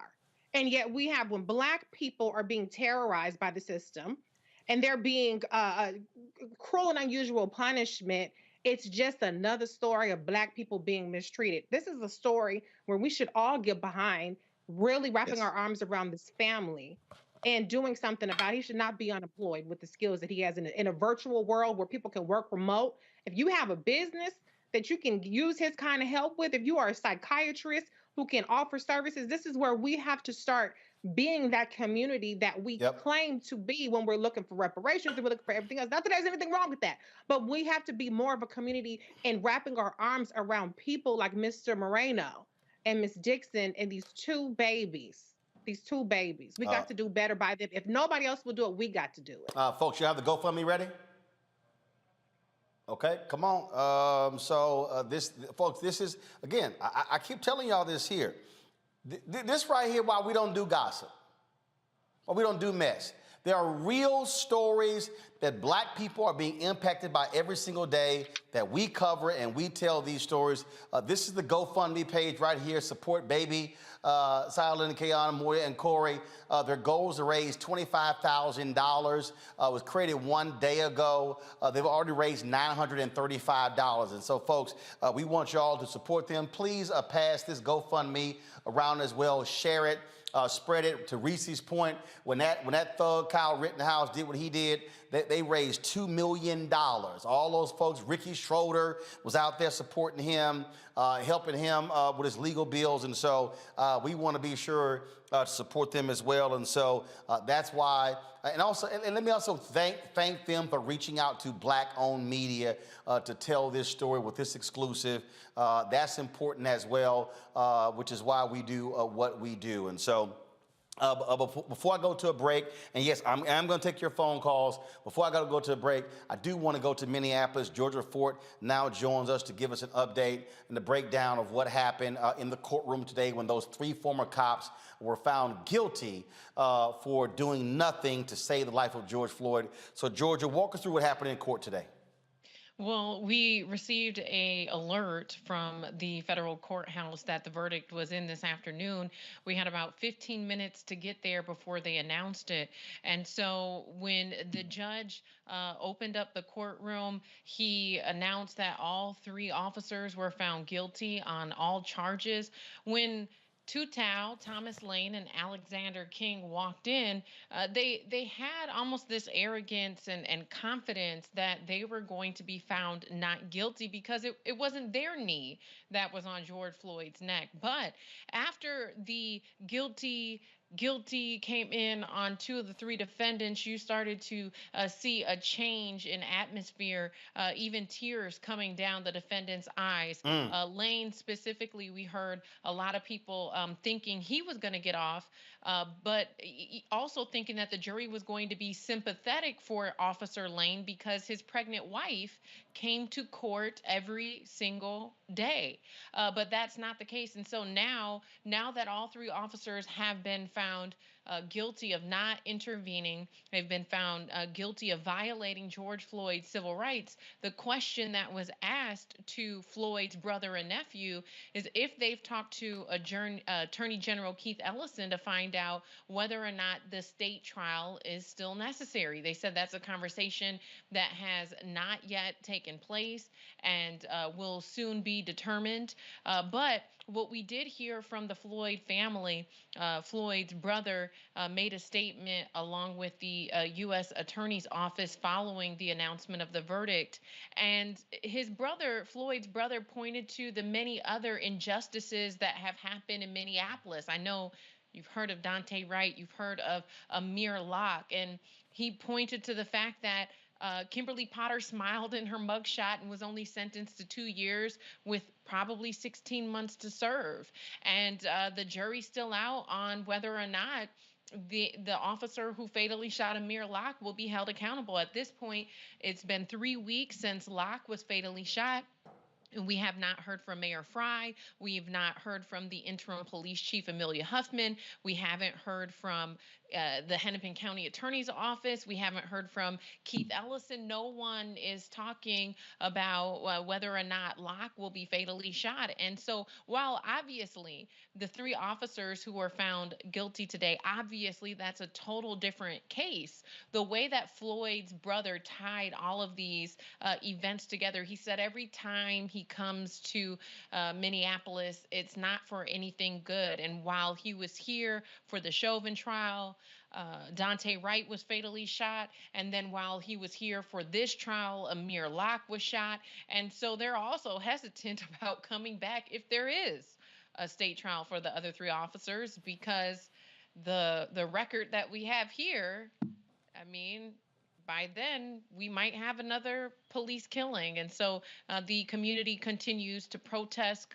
The community was even gathered today. Black men in the community, dozens of Black men, Grammy Award-winning artists from Mint Condition spoke out. We heard from doctors. We heard from individuals who work at colleges, all different professions. We heard from pastors who spoke out today demanding that the mayor, demanding that the interim police chief intervene, that Attorney Keith Ellison make a determination on the case, and that they release, in the case of Amir Locke, and that they release the rest of the footage. So in Minneapolis, although some would say that this is a step forward and it's a small victory, when you think of the bigger picture here, there's still a very long way to go. All right, George Fort, we certainly appreciate it. Thank you so very much. Got to go to a break. We come back. We're going to talk to an official from Texas about that effort to get rid of tenure because Dan Patrick's hurt feelings. Also, we'll take your phone calls, folks. Call this number, please. If you want to weigh in about any of the stories we talked about, that exclusive story we just shared with you, as well as, of course, the other news, 202-890-1199, 202-890-1199. Got lots of folks holding. We're going to give you 30 seconds for each one of those callers, and so we're going to make that happen. We'll be right back on Roland Martin Unfiltered right here on the Black Star Network.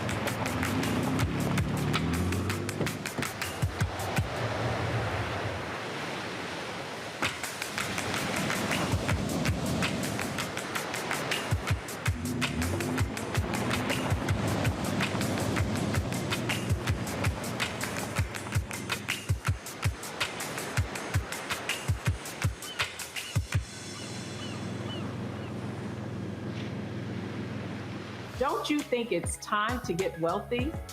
I'm Deborah Owens, America's Wealth Coach, and my new show on the Black Star Network focuses on the things your financial advisor or bank isn't telling you.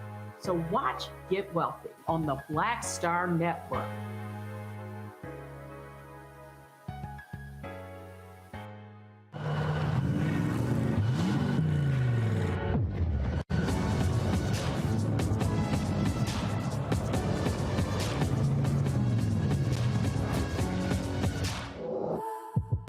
I'm Dr. Greg Carr, inviting you to take your seat at the Black Table, and we'll be discussing the past, present, and future of Black History Month. But we need to understand what the principal ask is of African people to understand themselves. Take your seat and join the conversation, only on the Black Star Network. Black Star Network is here. Hold no punches. I'm real revolutionary right now. Support this man, Black Media. He makes sure that our stories are told.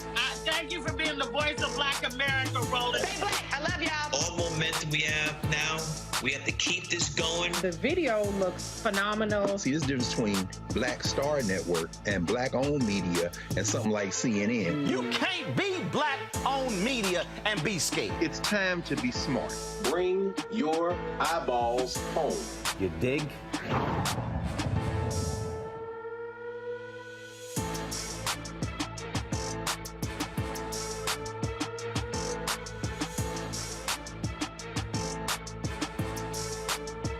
Hey, I'm Cupid, the maker of the Cupid Shuffle and the Wham Dance. What's going on? This is Tobias Trevelyan. And if you're ready, you are listening to and you are watching Roland Martin Unfiltered.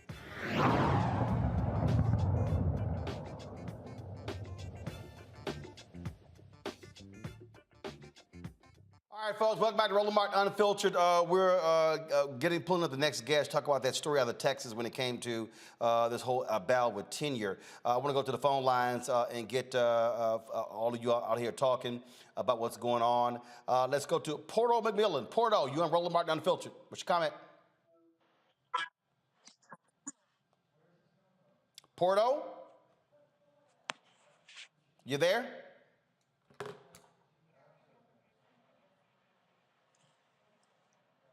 Porto.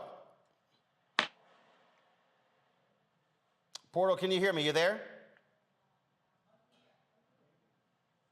Okay, let me put Porto on hold, please. Is Bernice Parrish there? Bernice, can you hear me?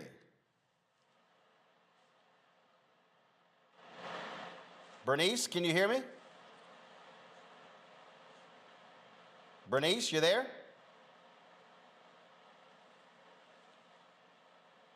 Bernice, can you hear me?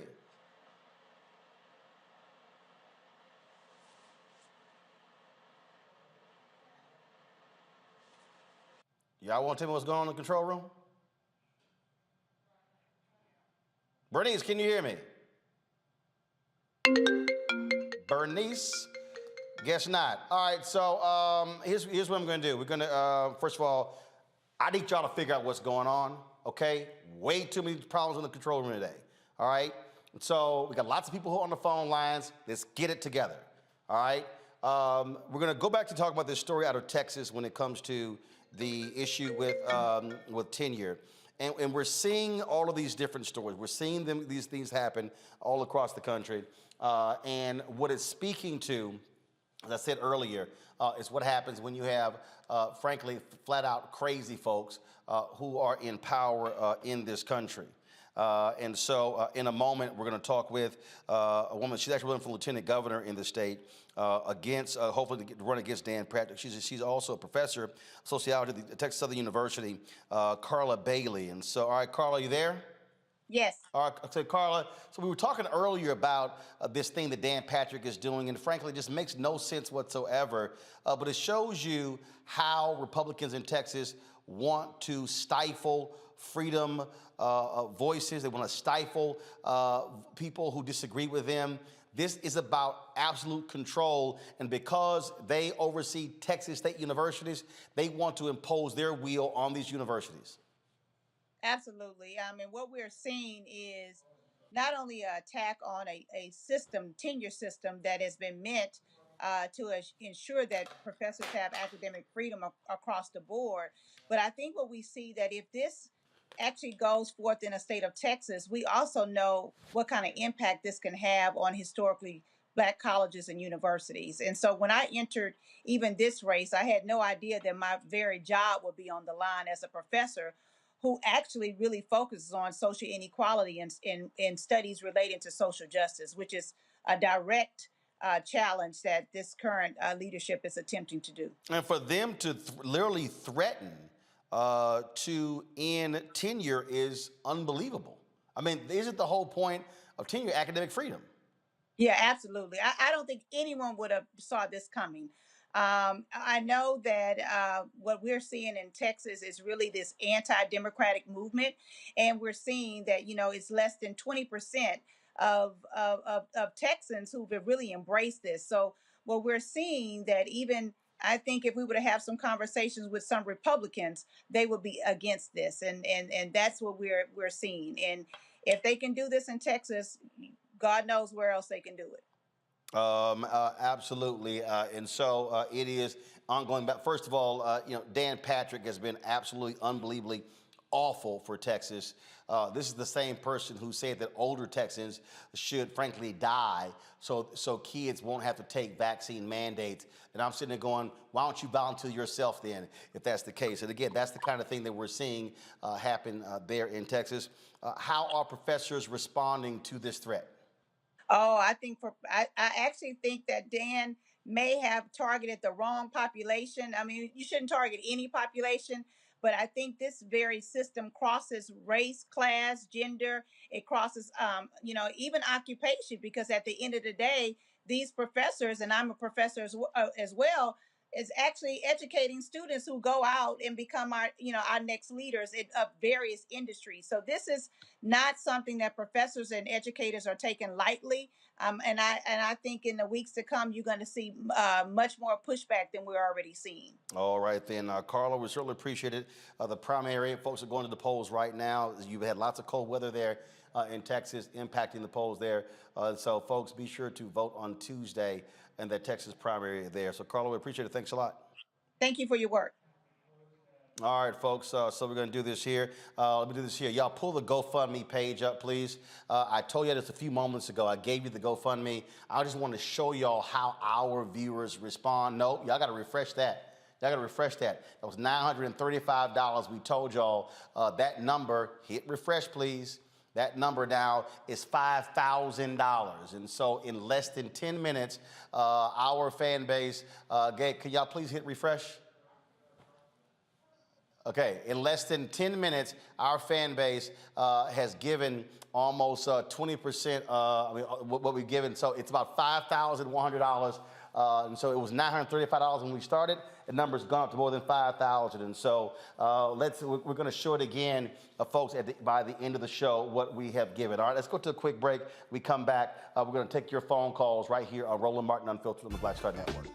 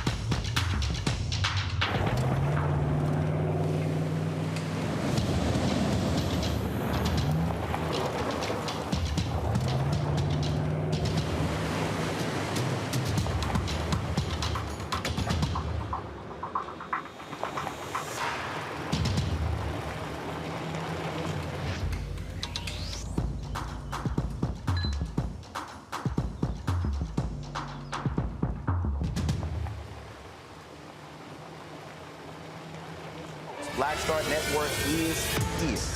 Hold no punches. I'm real revolutionary right now. Support this man, Black media. He makes sure that our stories are told. Thank you for being the voice of Black America, Roland. Stay black. I love y'all. All momentum we have now. We have to keep this going. The video looks phenomenal. See, this difference between Black Star Network and black-owned media and something like CNN. You can't be black-owned media and be scared. It's time to be smart. Bring your eyeballs home. You dig?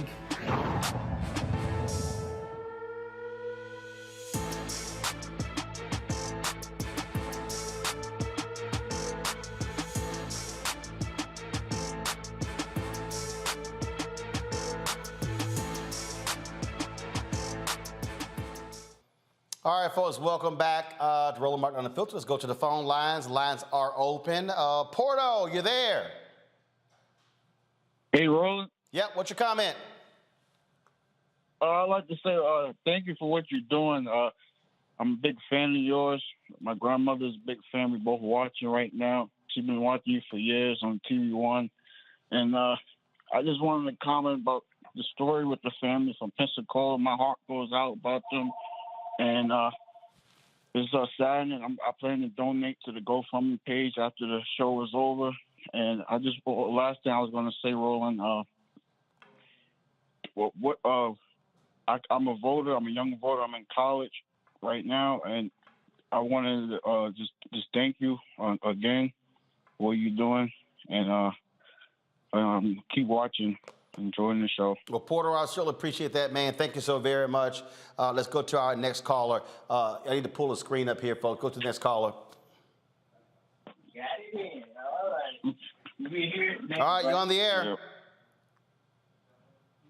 You're on the air. All right, can they? Hello? Yes, you're on the air. Go ahead. Hi, Dr. Martin. How are you? Doing great. This is Miss Parrish. I'm a senior citizen, and I've been watching you since you was on the other television. I'm a senior citizen, and I have a couple of things, Mr. Martin. Thank you first. What's your comment? Can you hear me? Yeah, we got you. What's your comment? So do this here. I need you to turn your TV down because there's a delay. So just simply listen to me. Turn your TV down, and so go ahead with your comment. Okay, first, thank you for all you do and your people you have on. I'm thinking about James Baldwin when he says, we're the only people in America that didn't ask to come here. And on top of that, how can we talk about justice when the judicial system was built on corruption? Okay, great point. Great point. You're absolutely right. And again, this is, as some say, an experiment. Some would call it a failed experiment. Is that it? Any other comment? Yes, and then we talked about how they control us, and they're still doing it. The gun, the whip, and the Bible. Mm-hmm. All right. Great point. Great point. Thank you again. I appreciate it. Thanks a lot. Thank you again. Thank you very much. Next caller, please. Hello? Yep, you're on the air. Go ahead. Yes, Uncle Roland. My name's Lewis. I just wanted to give my comments, my 2 cents on the Russia-Ukraine situation. I'm just going to say this. Malcolm X warned us. If everybody thinks this has nothing to do with black people, you think those higher gas prices at the pump are going to hurt?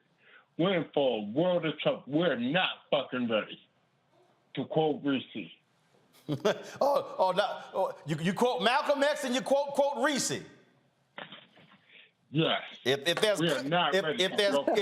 there's cussing involved, that means you quote Reese. Got it. All right, then. Thank you very much. Lewis, I appreciate it. Thanks a lot. See, look, Reese, you got folk calling in cussing. Hey, it's unfiltered. Oh man, let's go to North Jersey. Allison Kinsey. Allison, you're on Roland Martin Unfiltered on the Black Star Network. What's your comment? Hi, Uncle Ro. How are you? I'm doing great. Well, I gotta say that I enjoy your show, and my money come out every year for you. I appreciate it. Thank you. And Brother Carr, please don't put no more books up because I seem to buy every one you put up. Oh no! But if you do that, buy it through a black bookstore. Right. I do. And Reese, my niece looks just like you. But I told her if she cuss like you, we're gonna have a fight. Oh. Now, hey, I can't. I can cuss. I don't know about her. What I wanted to say was, when I was in high school, I had a Jewish teacher. You know, everybody had their issues with her, but the one thing that she did show us in a predominantly black school, which is now predominantly Hispanic, she showed us a movie about a white rabbit and the black rabbit. She showed how the law applies to the white rabbit and how the law applies to the black rabbit.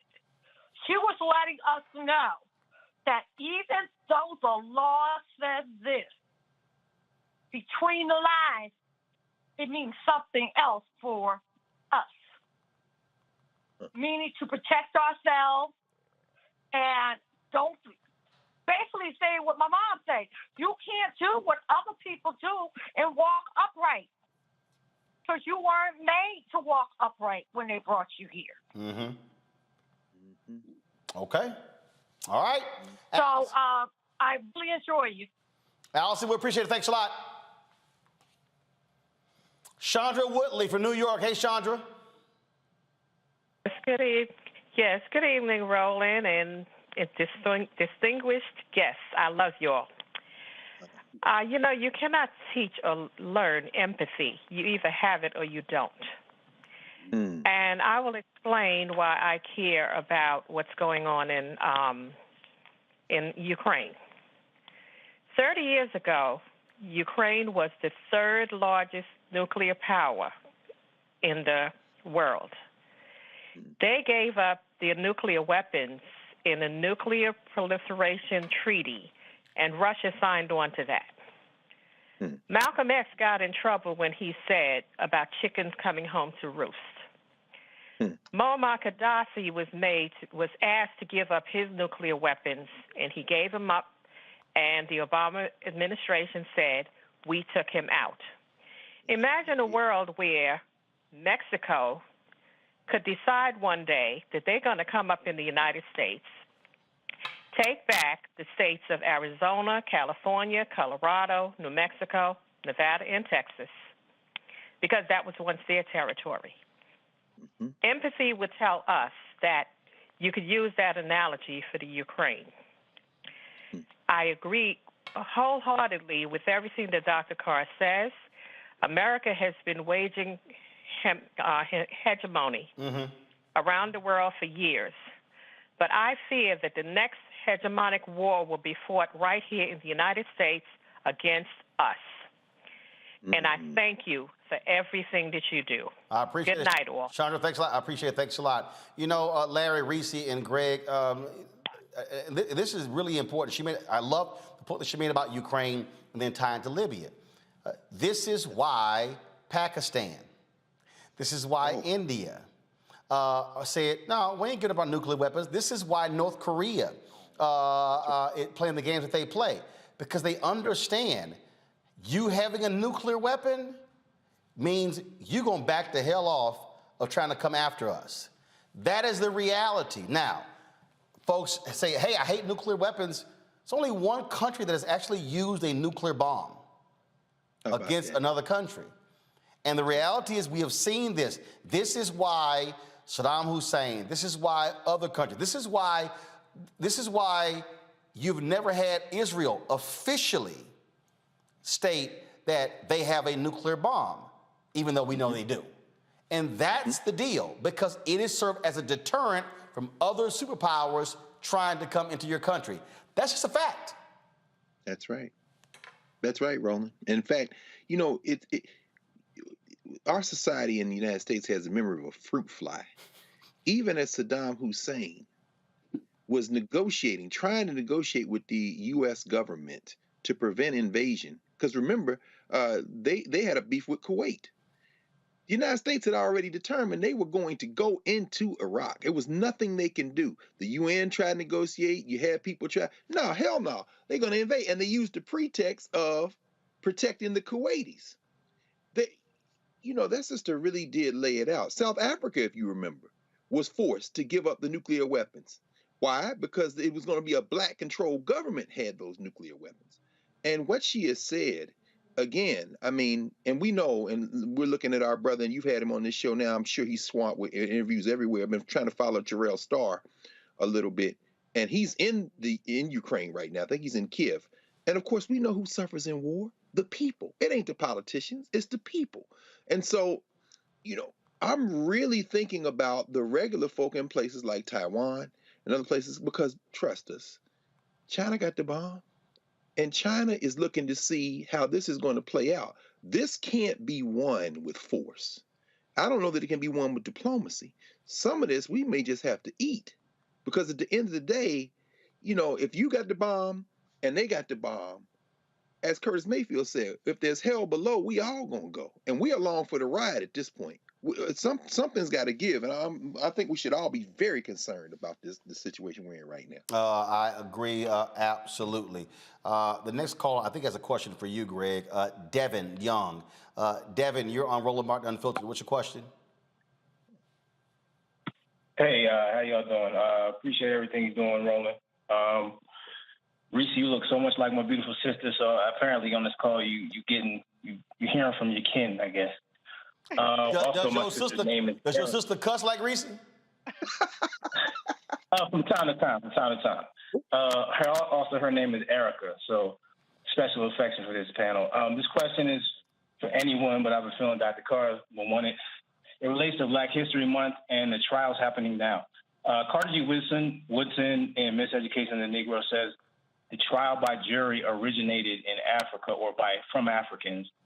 How can I verify that, and what sources can I find to learn more about that? Because all I see online is England and Greece.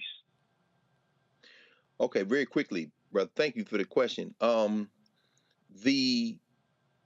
concept of the jury as we have it today comes out of the Western traditions, the English common law. But if you're talking about a kind of tribunal to judge between two disputants, where a lawyer is representing one side, you can find that in the ancient Egyptians.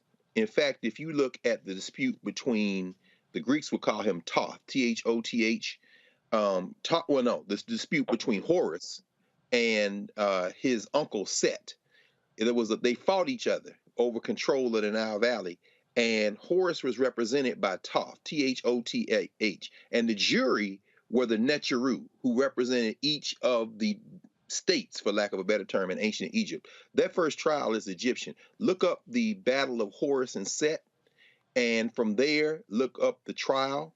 I believe it was the Ennead, which is the 9, who judged. But that was the jury trial, brother. And that's about as old as it gets in human history. All right. Devin, we appreciate it, man. Thank you so very much. I'm going to do calls for 3 more minutes. Let me quickly go to Russell. Russell, you're on Roland Martin Unfiltered. What's your comment? Hello? Yes, you're in the air.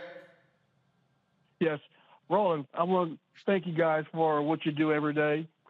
And this question is for the whole panel. Do you guys believe that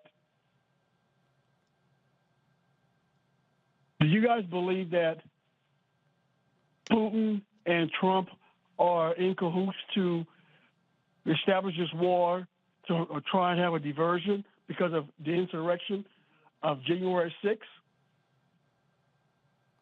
No. I think what you have is clearly Putin was in cahoots with Donald Trump. Donald Trump did everything. In fact, when Donald Trump met with Putin, he met privately, had the translator destroy the notes of their meeting. Normally, when presidents meet with foreign leaders, they literally have a copy of what was said and it's placed with the National Security Advisor.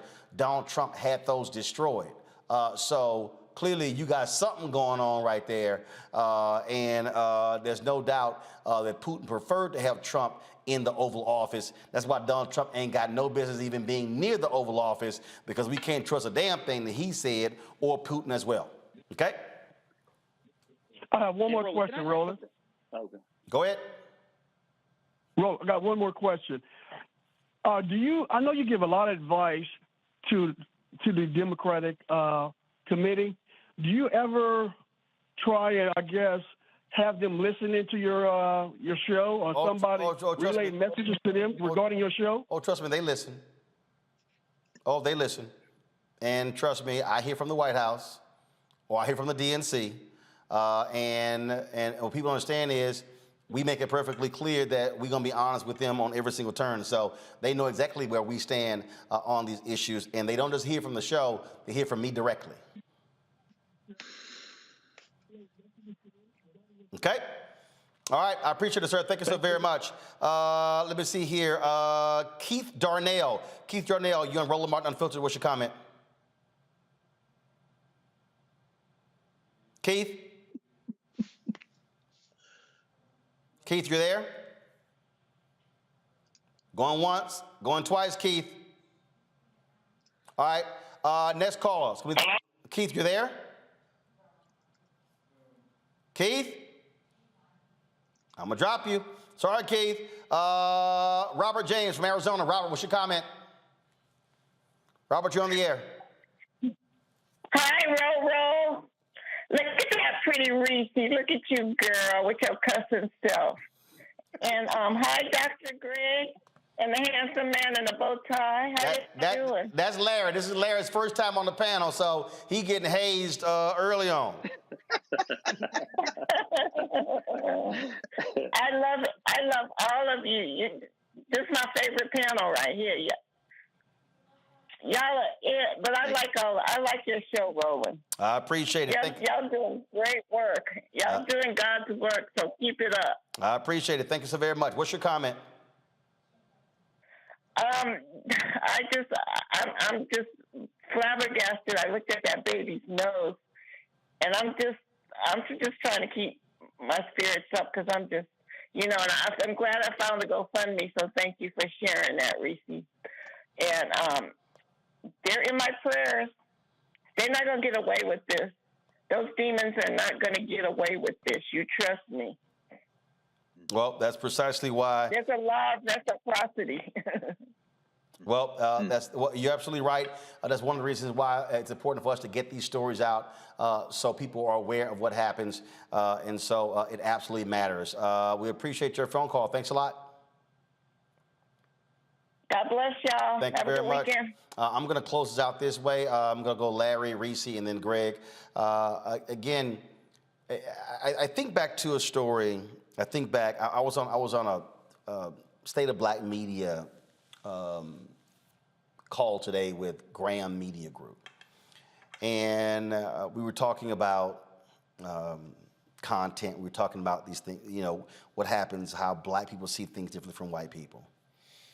And when I was at TV One, the first CEO we had at TV One was my man Jonathan Rodgers, our frat brother, Greg.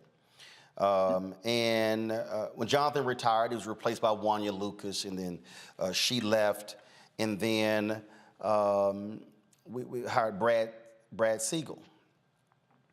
And one day we were in Brad's office, and Brad was the first white president of TV One. And Brad asked me, well, the stories that you do on the show, I just think we're seeing the same thing every day. I said, what do you mean? He said, it's, every day it's these shootings and police brutality. I said, because that's the shit that's happening to Black people, Brad. And that's what we cover. And then if we don't cover it, then who will?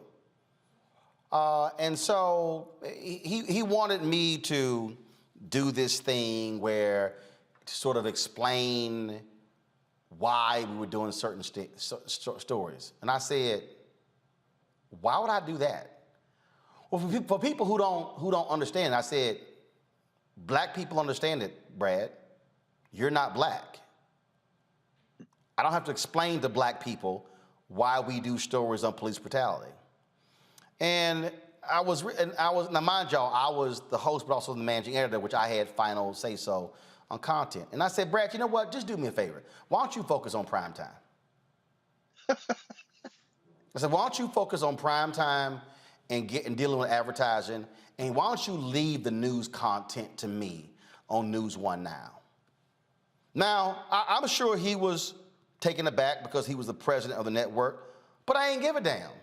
Because I wasn't about to sit here and have to explain myself as to why I was doing these stories. I said, because Brad, Black folks are the ones getting shot by the cops and getting beat by the cops, and if we don't do these stories, well, who the hell will? So maybe when they stop shooting and killing Black folks, then it won't be my lead story.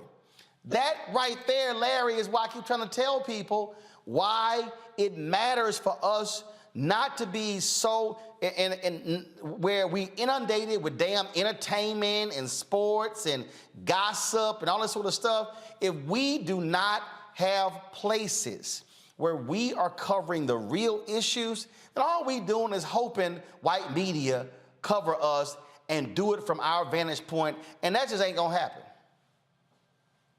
Yeah, your platform is important. Like I said, as a Black man, but also as an alpha man. But Black folks have been not another alpha in the house. Scott Bolden is throwing up somewhere. Another alpha man. But you're right. Your platform is critically important because look at the panelists, right? How often you turn look at cable news networks and see people look like us. But you're right. As a Black man, I always tell my students that I'm a Black man first, right? So when I get in my car, drive around, I have the same concerns that every other Black man does in America. And as a father of a Black male son, those stressors, the anxiety from worried about his safety is something that's a part of our day-to-day lives. So listen, Roland, like I said, you keep doing what you're doing. This is critically important. I appreciate the opportunity for the platform. And as someone, like I said, I was a Black man, but as a researcher who writes about racism, Black people are catching hell in this country. And we have to be able to offer some programming on TV that counters a lot of the nonsense you see on cable TV, because it will continue if these disinformation campaigns will continue if we don't have platforms like yours. So I applaud you, appreciate it, and this is, as always, a wonderful opportunity. Larry, I appreciate you joining us. First time on the panel. Great job. And, of course, see, you didn't put the alpha part in your email when you asked to come on the show. Yes, I did. You missed it. You did? I must have missed that. I must have missed that part there. You missed it. I must have missed that one. Reese, again, first of all, y'all, show me the latest. Give me the latest. And, again, this is the power of Black-owned media. When we started this, they had $935. We've almost hit 90, but first of all, we've actually exceeded that, in that that's now multiplied, gone from $935 to $9,368. And the thing is, when you go on these other networks, they ain't gonna put that GoFundMe up. This is why our voices matter. Reese, go ahead. Right. This is where that community is built. This is where we are the ones who are going to be the change that we want to see. We don't have to beg for coverage. We don't have to beg for scraps of representation and being talked about briefly in very narrow lenses. We have a broad array of concerns, of expertise, and people who can provide opinions that are not monolithic. And that's the importance of the Black Star Network, of the programming, in addition to Roland Martin Unfiltered and of Roland Martin Unfiltered, because this is really where you can get the facts. And this is where it's not about the cool kids club and who knows who and who gonna keep looking out for who. It's about the folks who have the knowledge and the folks who are going to give it to you real straight up, no chaser. And you ain't got to agree with everything that everybody has to say, but we don't have to continue looking and begging elsewhere to get the kind of representation that we get here every single night on Roland Martin Unfiltered. It ain't about what's going viral with Don Let Me said or somebody else on the white-facing networks. We say that stuff every day. It ain't nothing new over here. So we have to value, and I've said that, it's been a while since I've said this, but we have to value our own shit. And we have to value the expertise in the words and the sentiment that comes from our own shit. And when we do that, then we'll get even more eyes and we'll get even more power and we'll get even more community and we'll get stronger together when we put the value on what we can produce like we do the other stuff. And you know, Greg, I wasn't initially going to mention this, but I'm just going to go ahead real quick. You know, I had a little back and forth today with Jason Lee with Hollywood Unlocked. Because for 3 days, they've been reporting that Queen Elizabeth died. And I'm like, y'all the only ones in the world. So y'all got the scoop, and he's been doubling, tripling down. And so I had a few choice words on their Instagram page about it. And I said, let me be clear. I've taken the Shade Room, Black Enterprise, other folks to task when they have stuff didn't report properly. That was just wrong and Black-owned media. So he decided to come at me, blasting me, call me a coon, the N-word. So I blocked him on Twitter. And I said, I don't let nobody call me that. And he's all upset, mad. And here's the deal. If y'all go look at the post on Instagram and Twitter where he's going off on me, all the folk underneath the comments are blasting him for shoddy reporting. So it actually backfired on him. Then a little bit earlier today, about 8 hours ago, he tweeted how he has the receipts on me losing advertisers. Well, 8 hours later, he ain't brought no receipts out. See, Jason needs to understand, I'm a grown-ass man. That gossip stuff don't work on me. He even said, oh, folk, don't nobody 90 and under, nobody under 90 know who you are. Really? What? But it's amazing how many folk responded. And see, the thing here is this here. I love to see new Black-owned media outlets launched. But you still got to have credibility. You still got to have integrity. And so I'm about to tweet to Jason. Jason, y'all want to do something? Why don't you amplify the GoFundMe? Why don't you amplify the exclusive that we just had on that family? Since he actually said, I ain't broken no stories in a long time. Boy, my stuff is so long, you can't even catch up. But the thing I need people to understand is, if we do not have real journalists and covering real news, all we are going to be doing is gossiping about what Kanye did, his new album and something else. I need people to understand the time has come for us to return to our roots of the North Star, of Ida B. Wells Barnett. That's why she's right there. That's why she's here, right there. We got to return to the writings of James Baldwin. We got to return to when Ebony had some of the most comprehensive coverage of what issues of impacting Black America, what Jet was doing, Negro Digest. See, we ain't got time for games here, y'all. The other side ain't playing. If y'all want to see the top 10 sites on Facebook, nearly all conservative. They're literally banding together. Yesterday, Greg, I sent a note, made a comment to about 30 high-profile African Americans. Probably, if I added up all of their following, we would exceed 75 to 100 million. And I said, what if Black people did what conservative media did? And that is, to Reese's point, not just recirculate a clip of Don Lemon or a clip that's on MSNBC. I said, but what if Black folk with huge followings said, we're going to circulate 10 clips of Roland Martin Unfiltered every single week. And then we're going to circulate clips from this Black-owned media outlet, and then this one right here. I said, you know what would happen? The following would rise dramatically, which also raises the revenue of those companies. That's right. And a couple of people responded, oh man, you're right. But ain't nobody retweeted one thing. So a lot of people talk about the collective, but a lot of folk, Greg, ain't real about the collective. They're about them collecting a check themselves. Close us out. You're right, Roland. I mean, you know, when I say there's no we, that includes the notion of the Black community. What held us together initially was our common oppression. And out of that common oppression, we built a community. But after the change in the laws in the United States, desegregation, you see increasing fractures in that solidarity. So that's where we get to where we are. But the beautiful thing about it, Roland, is, and everybody, you know, we work with Roland, we see how hard he works. When you work like that, you engender trust. It is trust that now has that GoFundMe approaching 10,000, and it'll probably overflow. So by the time the sun comes up on the East Coast of the United States of America, that family in Pensacola will be a little less stressed. That's because of trust. People don't just give money, hard-earned money, particularly Black folk. We don't crowdsource things because we don't have it like that. But if it's somebody we trust, we do that. And you don't build trust overnight. Ask people at BNC. You don't build trust overnight. And it's not whether they're good or bad people. At the end of the day, it is because people learn who they can rely on.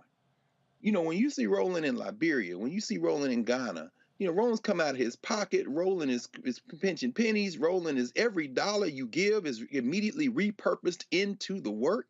And so people will then say, well, I'll give $1.25 next time, $1.50 next time. And as it catches fire, that baby's face and that story of what happened to them in Pensacola, I suspect on this trajectory will become international news. And then you'll see Don Lemon looking very worried as he interviews the family. Then you see, how many times have we seen you break a story that a few weeks later, everybody is on it? That's because the Black people know we trust you first. And I'm going to end with this. This Ukraine thing, you know, as I'm listening, you know, tonight and we're having this conversation, one word keeps coming back.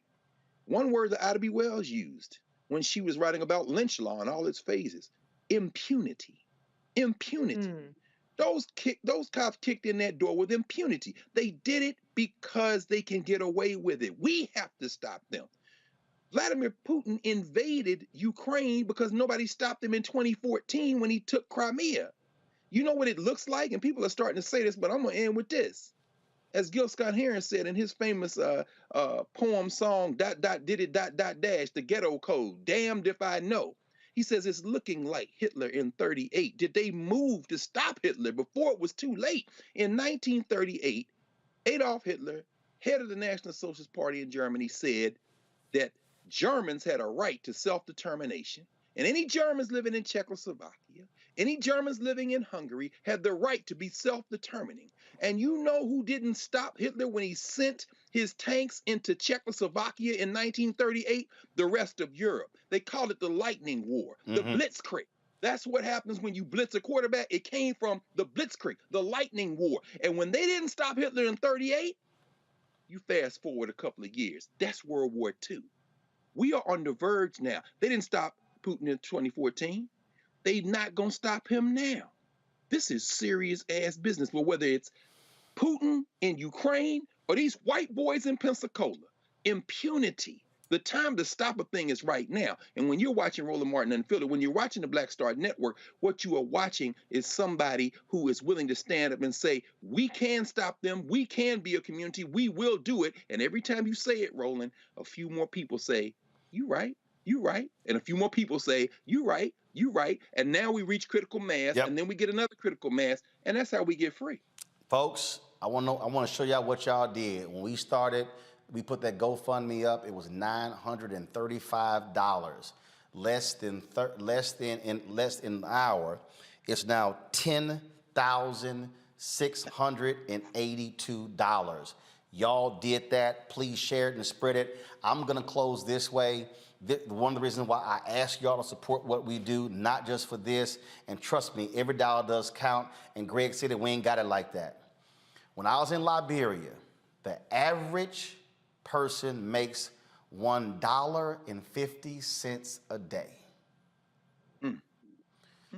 The drivers that they hired to take us around were paid $20 a day. We were responsible for overtime and tip. So when they calculated it, they actually, the two drivers, I handed them $800. There was a young brother, Alpha, Jeremiah, who was on our team. Jeremiah makes $100 a week teaching kids how to play soccer. He played soccer at Dallas Baptist University and the University of Houston. He makes $100 a week teaching kids how to play soccer. He's working 6-7 hours a day. When we left Liberia, after 8 days of work on our team, he was paid $2,000. He literally earned in 8 days what he would earn in almost 20 weeks in Liberia. So what I need y'all to understand, when you support this show, we are placing money back in the hands of Black people in America and also in other parts. Because what I'm not going to do is travel to Africa and then say, I'm gonna give you $50. No, I'm gonna pay you what's right and what's fair. And so support us in what we do. Here's how you can give. The P.O. Box, we have it, 57196, Washington, D.C., 20037. Cash App, $RM Unfiltered, PayPal, R Martin Unfiltered, Venmo's RM Unfiltered, Zelle is Roland@RolandSMartin.com, Roland@RolandMartinUnfiltered.com. We are building something, and let me be clear, it ain't gonna be gossip. It's not gonna be mess. I don't do reality people on this show because somebody has gotta speak truth to the news and the issues that impact our people. Larry, Greg, Reese, I appreciate it. Thanks a lot. Folks, I will see you guys tomorrow right here on Roland Martin Unfiltered. Sorry for going long. That was not the plan today, but those things happen. I'll see you tomorrow. Ho!